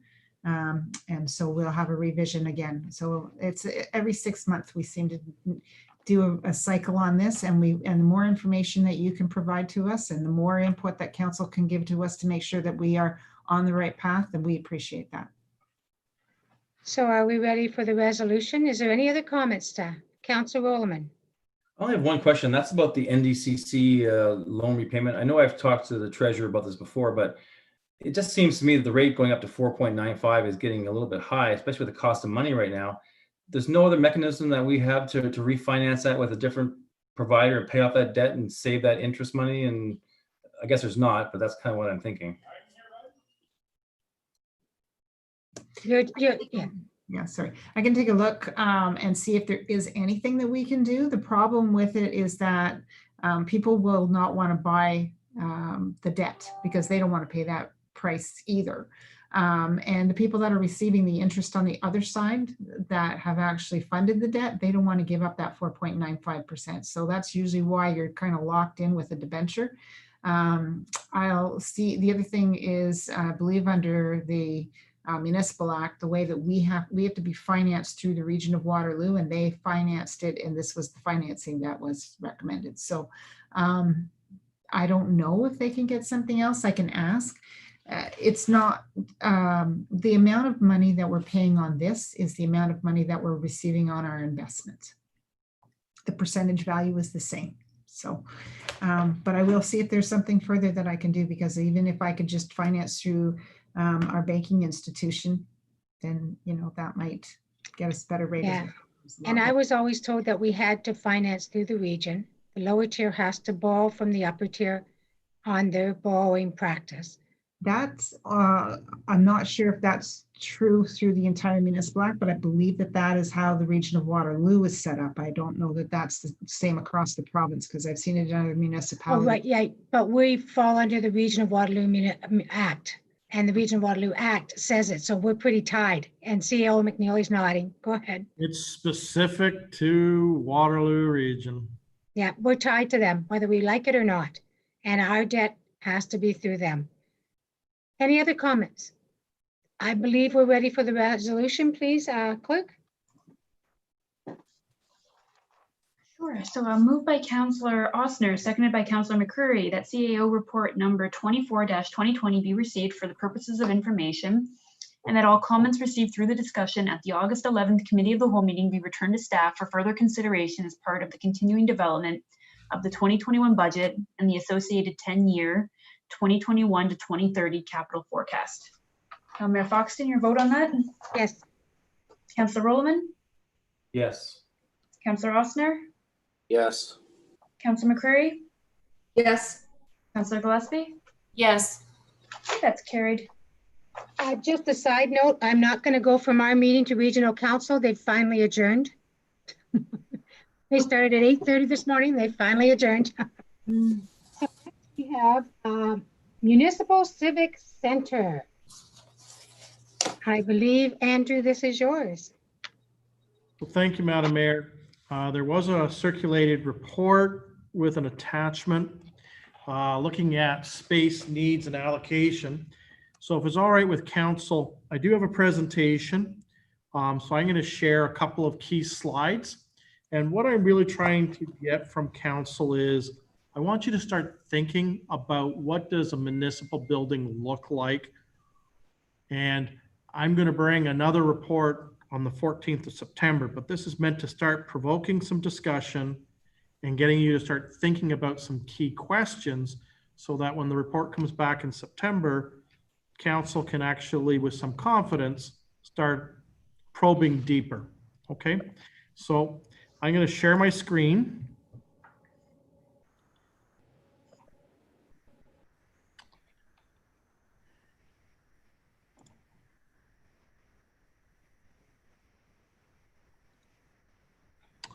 All right, so what we're looking at, this is an overview, and we're looking at a draft document which was included as an attachment to the staff report. And basically, at a high level, it was the administrative space needs assessment for the new municipal office. So when I look at this, it's important that we all have a little bit of context. So the township administration moved from the former municipal offices that were located there at the intersection of Spraggs and Greenfield Road opposite the Public Works facility in the middle of 2015, and we moved to our present location here at the NDCC. We do occupy some space that was originally set aside for community programming, and obviously as the township continues to grow, there will be more need for some of that space for community programming purposes. And when we moved here in 2015, it was communicated to the community at large that this relocation was interim and temporary. So in the 10-year capital forecast for 2020, we had allocated $272,000 to actually start design work. This was actually originally carried in the 2019 budget, but because of regional government review, it got moved into 2020. And then in 2022, the forecast identified an expenditure of approximately $4.8 million for the actual bricks and mortar construction of the new municipal office. These estimates were based upon, I'm going to call it a relatively simple municipal office, and obviously trying to leverage existing site services that were available here at the NDCC. And I'm thinking about power supply for hydro, water and sanitary services, and obviously surface parking. So when we look at a municipal office, we shouldn't be looking at it in the current context. We know that the township's poised for growth. There's evidence of that in terms of some of the recent planning approvals and the amount of earthworks that are well underway in development urban air. Today, we have a population of approximately 10,700 persons, community of approximately 16,000 persons. There is a variance. If the Cambridge Westlands are to be included, then that population would be approximately 17,400 persons. But for the purposes of our discussion today, I'm just using the 16,000 threshold for 2031. So when I looked at the space needs for administration, I looked at it in the context of what kind of space would be required to support the administrative function in the context of 2031. So today, there's a few items that I would like council to start thinking about as we start moving toward developing a more robust work program. Obviously, this is for the purposes of discussion. We should be looking at and assessing alternative space allocation models and what those implications mean, both in terms of space that's available, but it also has tremendous implications on both capital, one-time cost, as well as annual operating. Do we want to incorporate community programming space into the new municipal civic center? There are 3 candidate sites within the NDCC property that staff have looked at as potential building sites. Whether we want to elevate the nature of construction and what goes into the building to embrace green building components. Some of these will cost additional monies up front in terms of the capital program, but there could be an amortization return on investment through lower operating that may have payback periods over future years in the operating budget. How robust and extensive would the public consultation and engagement process look like? And then some next steps that staff are undertaking between now and when we report back to council on September the 14th.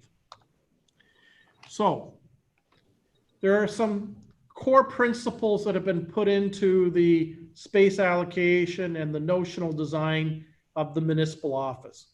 One would be a centralized customer service counter where all public-facing transactions would occur at this one-stop location. There is an office for the mayor, and there's a shared office with 2 workstations for members of council. The Dumfries room, where I'm currently sitting, would continue to be utilized as the council chambers. It would also function as a large meeting room. It would be a training room for corporate purposes.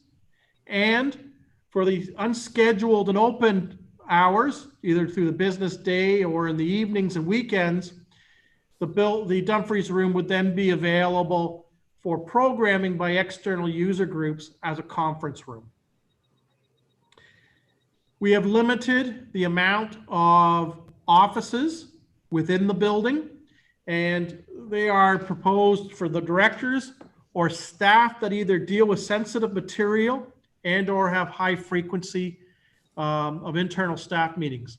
And the reason we've reduced the number of offices is a conscious decision. It has tremendous implications on the capital costs. Every time you create an office and you demise with full walls, you need to have the appropriate air exchange in terms of fresh air being introduced to that space and the exhaust of that spent air. Well, that goes to ductwork and HVAC units. That's a capital cost in terms of initial construction, but it also has an annual operating expense in terms of maintenance and energy. Also, if we have more of an open concept scenario, it provides flexibility over time to adapt the floor plan without having to worry about walls. And it allows us to better utilize window space and allow for deeper penetration into the workspace for natural light.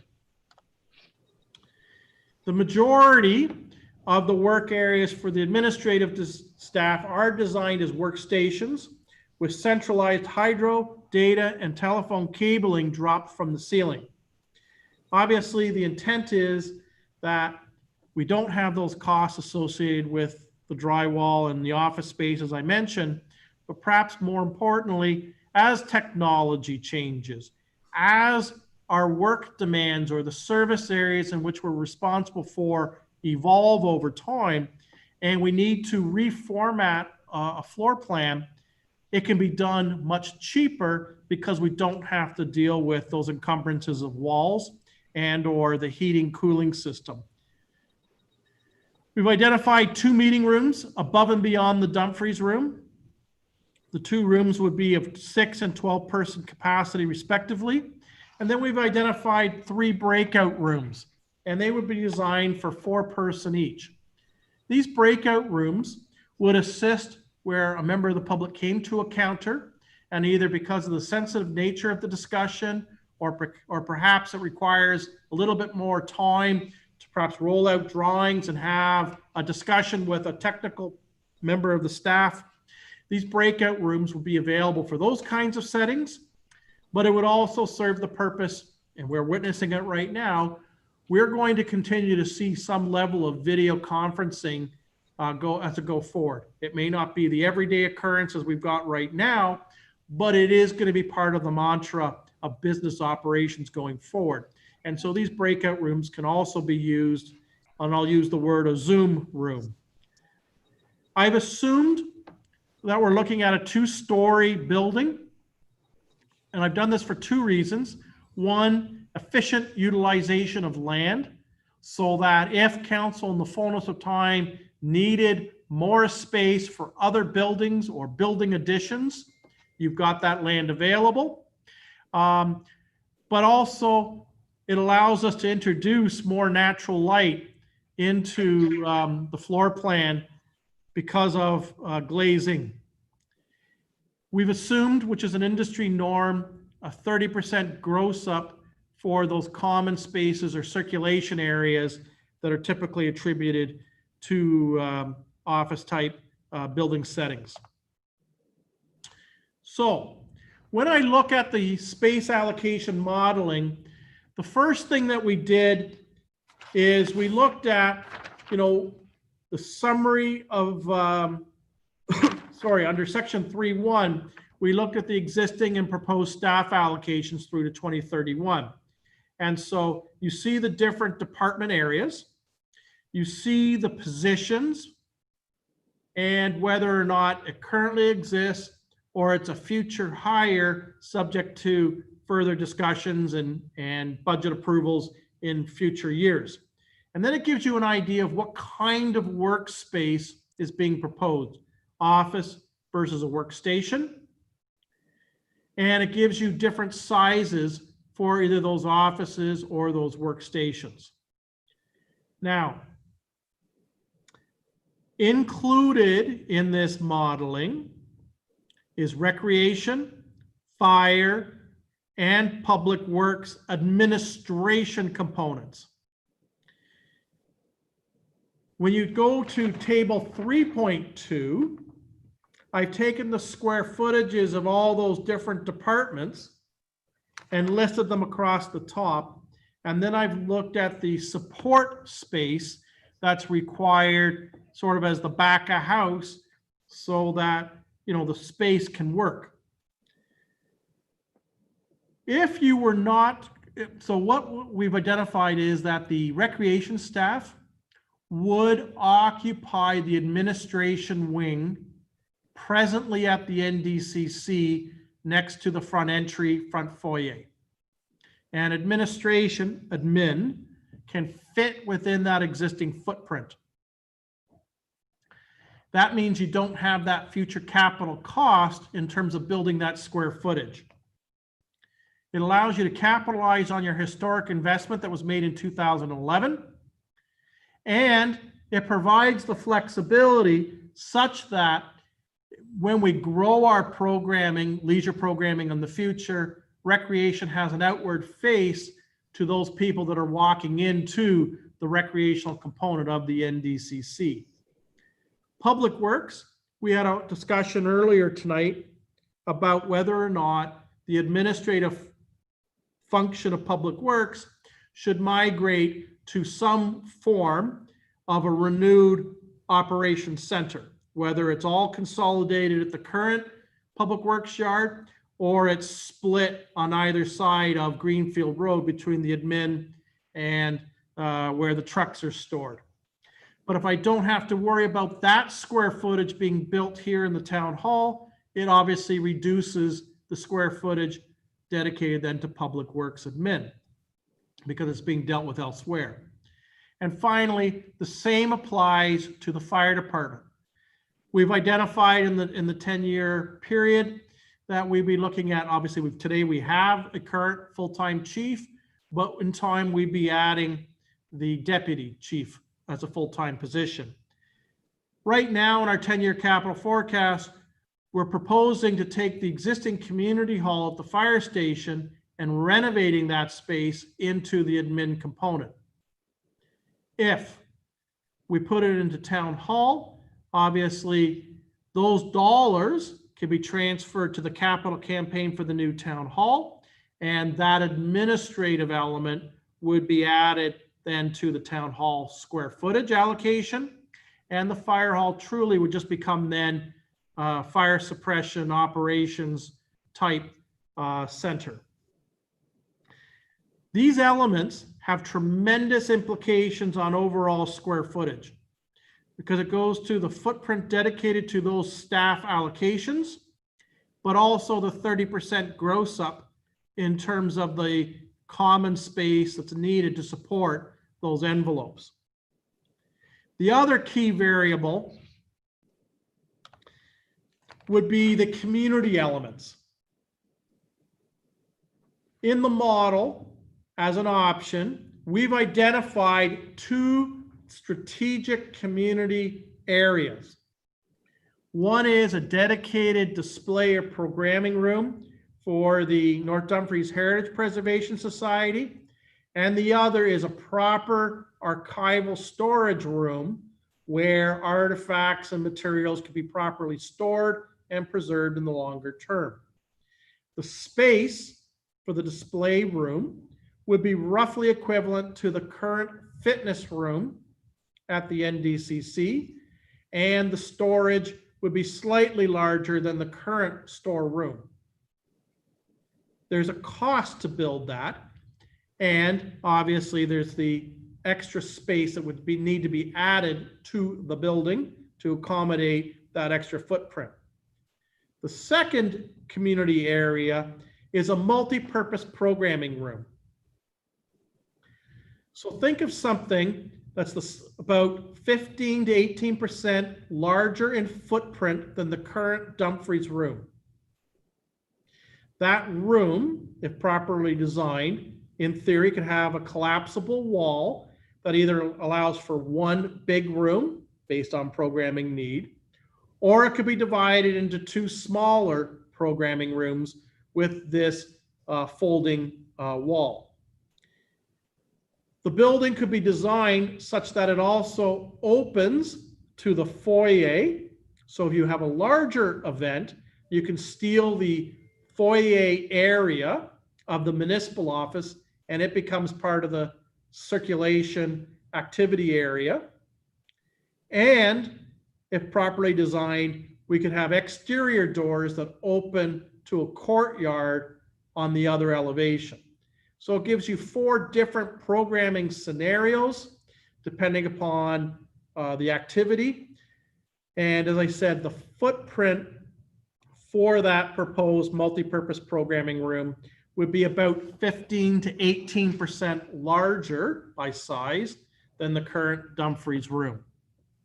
So when I look at those 2 community elements, if I look at recreation and fire and public works and where they reside, the footprint of the new municipal civic center goes anywhere from 9,000 square feet to approximately 15,200. And when you look at, cost per square foot in terms of construction, that's quite a spread. Now, for what's carried in the base budget right now in the forecast, I did utilize a building of approximately 9,100 square feet and the appropriate fit up, data, and internal security for that approximate 9,100 square foot building. That building would also recognize utilizing the smaller workstations at the various admin locales.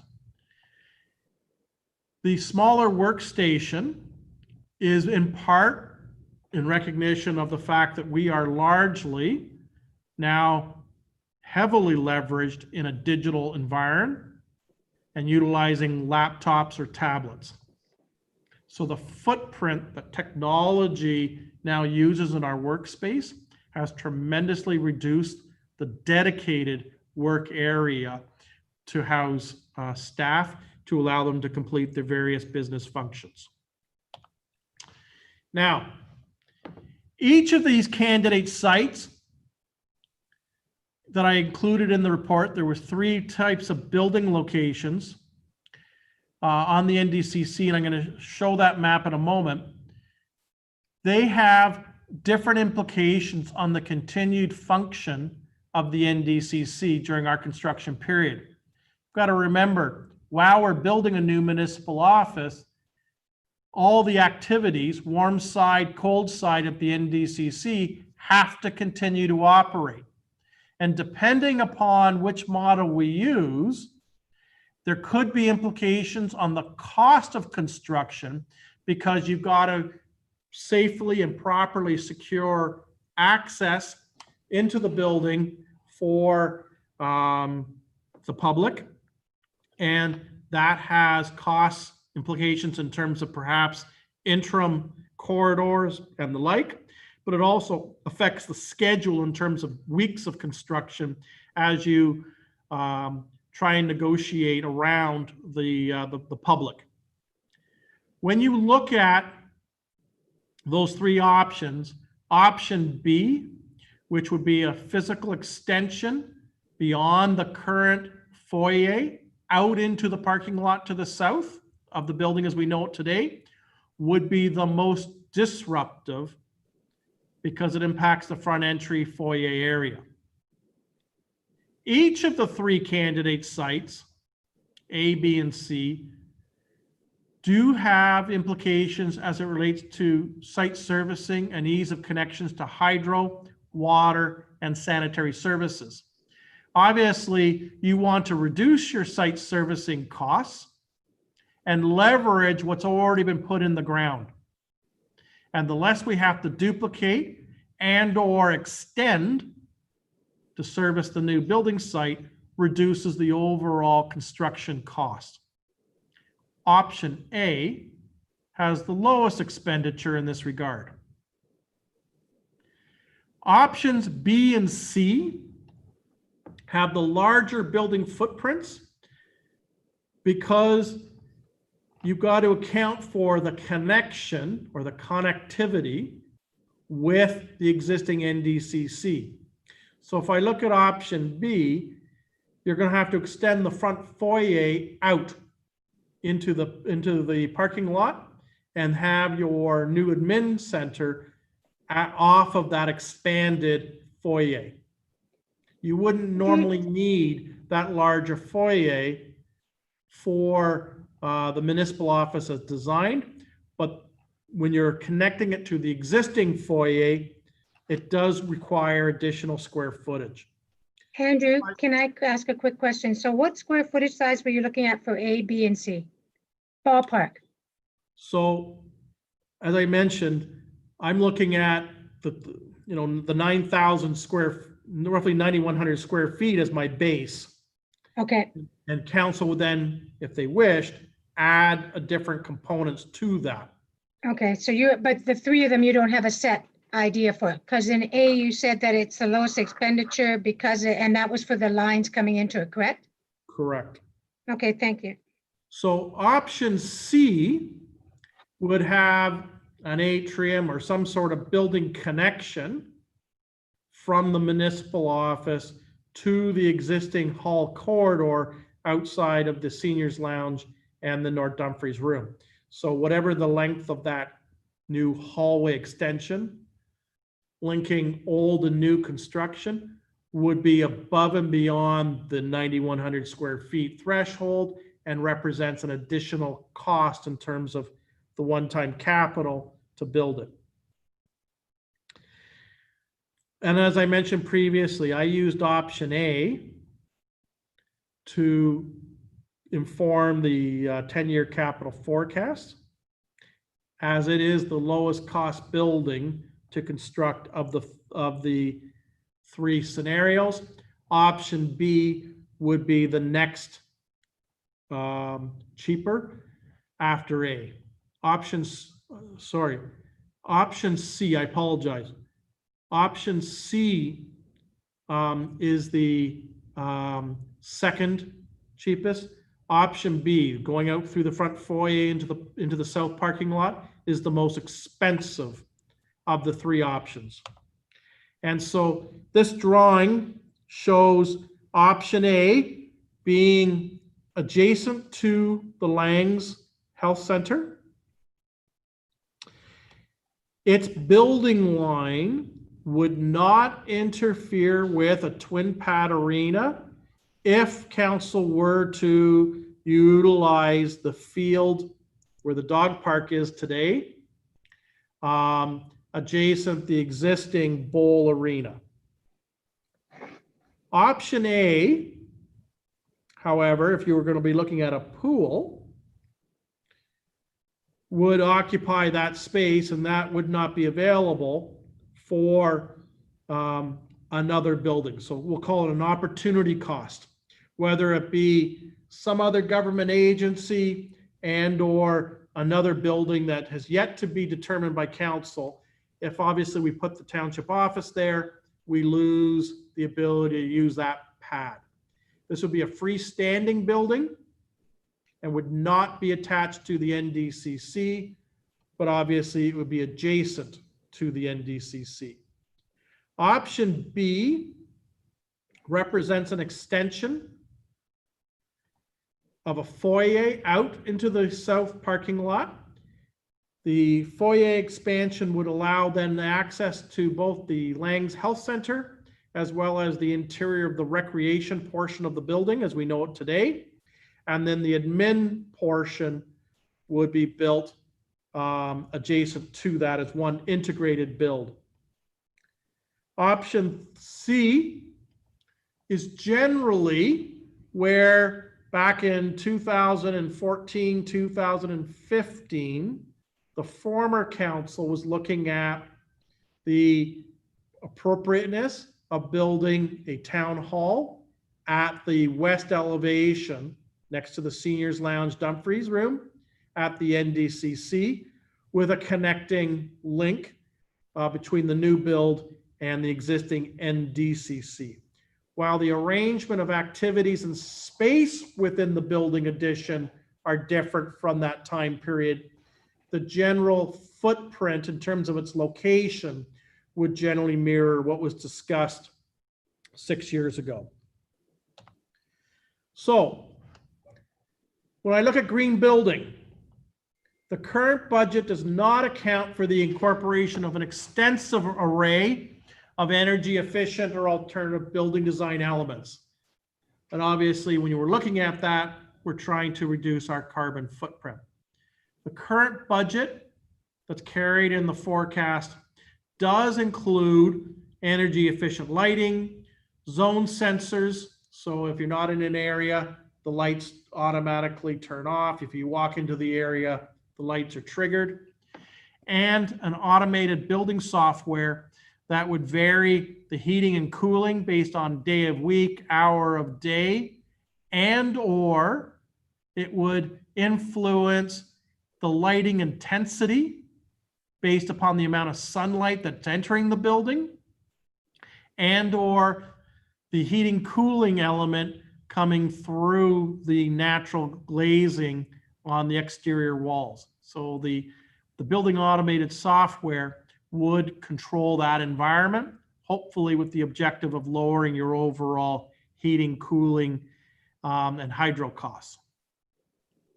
Now, if council wanted to move to a more extensive green building, some ideas would include the solar panels, whether they be on the exterior walls and or roof or combination thereof, to reduce energy consumption, where either we draw that power into the building to reduce our reliance on external supply, or sell the surplus power out to the grid.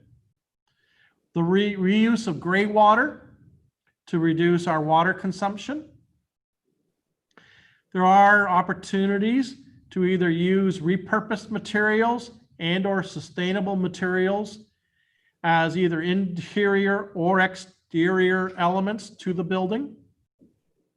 And of course, the opportunity to pursue ground source energy for heating and cooling with the objective of lowering our overall energy and heating cooling costs using the constant temperature that's available through ground source energy.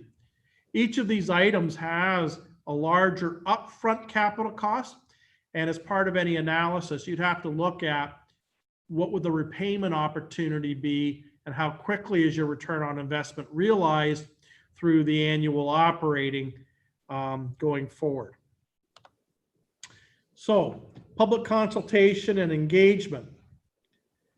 What does that look like in terms of how extensive and what the forum would be, and when and how frequently would that occur? How are we going to deliver it? And are we going to do it internally, utilizing staff and council, or would it actually be built into the development program of the building and partly be delivered through a project manager or the consulting team that's actually designing the building on behalf of council? And then, what does that engagement process look like in terms of key milestones? In other words, do we do something initially when we're trying to inform perhaps what goes into a building to get a better understanding of building elements and the associated space allocation? Do we look at it with the initial concept that may be done by a designer at a block level that sort of shows us the arrangement of uses, form, function, flow? So we have to decide what that consultation and engagement process would look like and how it would be delivered. So when I look forward 1 month from now, staff will be bringing a report to council. It'll obviously speak in further detail to what was shared with the draft space allocation program that is included in today's agenda, but it would add to it the 3 different types of construction models that could be available. So when I look at the NDCC, this was what was originally designed by an architect. Tender drawings were created, excuse me, and a general contractor bid on the project. There's pros and cons with that model. Do we want to look at a design build? That's similar to what we did with the skate park, where we gave an order of magnitude of what we were looking at and what our standards would be. And today's, administrative space needs analysis goes a long way to informing that design scenario. But that one contractor would both do the design to meet whatever the specifications that council's articulated, and move right into the build element in terms of physically doing the construction. A construction manager is the third model, and it's a slight variation to the design build scenario. And it basically blends that process into one continuum So you're basically designing as you're constructing, but you're doing it within a defined budget, similar to what we've done for design build. So the September 14th report will speak to each of the construction delivery models, give council an overview of what each looks like with a recommendation as to what perhaps would be appropriate based on the type of building that we're talking about. Under any three of those scenarios, staff will be recommending that we hire an independent project manager.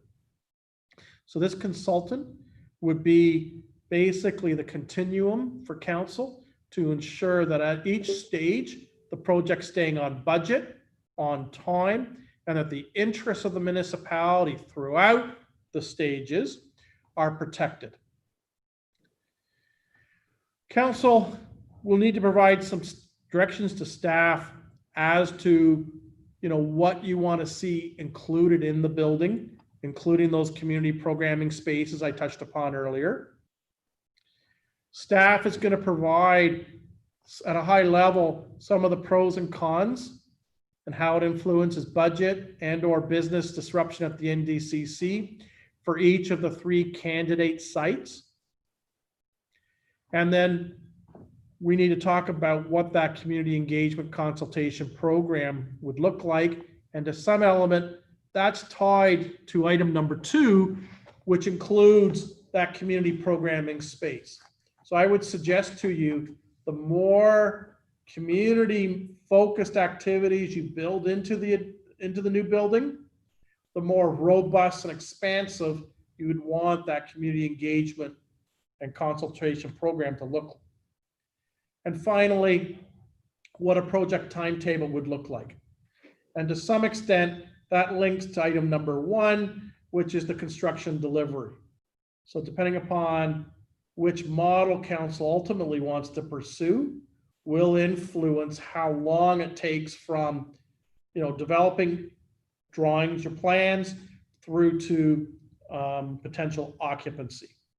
And then obviously, as a conclusion of the September 14th, I need some direction from council as, okay, McNeely, we want you to look at X, Y, and Z. Here are your marching orders. Come back to council with how you're going to make that work. So that's essentially a work program that will unfold through the fall if council wishes to continue these discussions. And the purpose of today was to give this information big picture to council so that you could start thinking over the next month as to what you want that new building to look like, what's going to be contained in it, and how aggressive you want to be in terms of the overall program. So, Madam Mayor, I'm available to answer questions that members of council may have. Councilors, who wants to go first? Councilor Roman. Thank you, Andrew, for that. That was very detailed. I know we've talked about this for a lot of years. I know when we first got on council, like 6 years ago, option C was what they were looking at. And when I look at it today, it still makes the most sense because we could build that without really interrupting any activities at Langs or any activities at the actual NDCC. So it would allow us to basically have a construction site off to the side that's not going to be in the way of any activities. So personally, I would like to go for option C. And as for construction, I've done construction with my factories and things, design build. I've done it with, getting my own architect. I've done all that sort of thing. I think the easiest thing to do is design build. I know the experience at the NDCC, they didn't use design build. There was a few challenges. I think the easiest way to go is design build and option C. Councilor Ossner. I made some notes. I'm just going to very quickly go through it. First of all, I believe council chambers should be in this new facility and they should be dedicated council chambers, not multi-use. I don't like the idea of fire services moving in. I'd like them to stay where they are. This building should not be built at the minimum square feet of 9,100 or whatever you need now. My opinion is build it to grow into. So I'd go minimum 12,000 square feet. I think option C is the best. Design build is the best. We did design build when we did when my group had up the soccer fields and the splash pad and all that. We did design build simply because if there's any mistakes, any screw ups, any things that kind of happen, that's not on the township's head. That's on the builder's head. So it really protects us. I believe it'll probably cost us a slight bit more to do that. If I remember from the last conversations I had with Gateman Malloy, like when they build arenas, he says a little bit more to get them to build. It costs a little bit more to do design build, but in the long run, every arena that was pretty much built in Kitchener cost the city more money than they thought because they designed it and had somebody else build it. This facility should, I think we should have several offices in there, like for business development services, where entrepreneurs can come in and learn about how to start a business, how to run a business. So promotes the business side of it, which I think would be very, very beneficial in our community to move along with business services. Should also have other services like I think the Waterloo Region Police Office should be in there as well. Also community service and maybe the Cambridge North Dumfries Family Crisis Center can have a space in there. Public services. I really think that those types of services should be encompassed into this design. But I build it to grow into, not to grow out of, because it's going to cost you more money to renovate than it's going to be to actually build the proper side building. Those are just my basic footnotes. Councillor McCreary?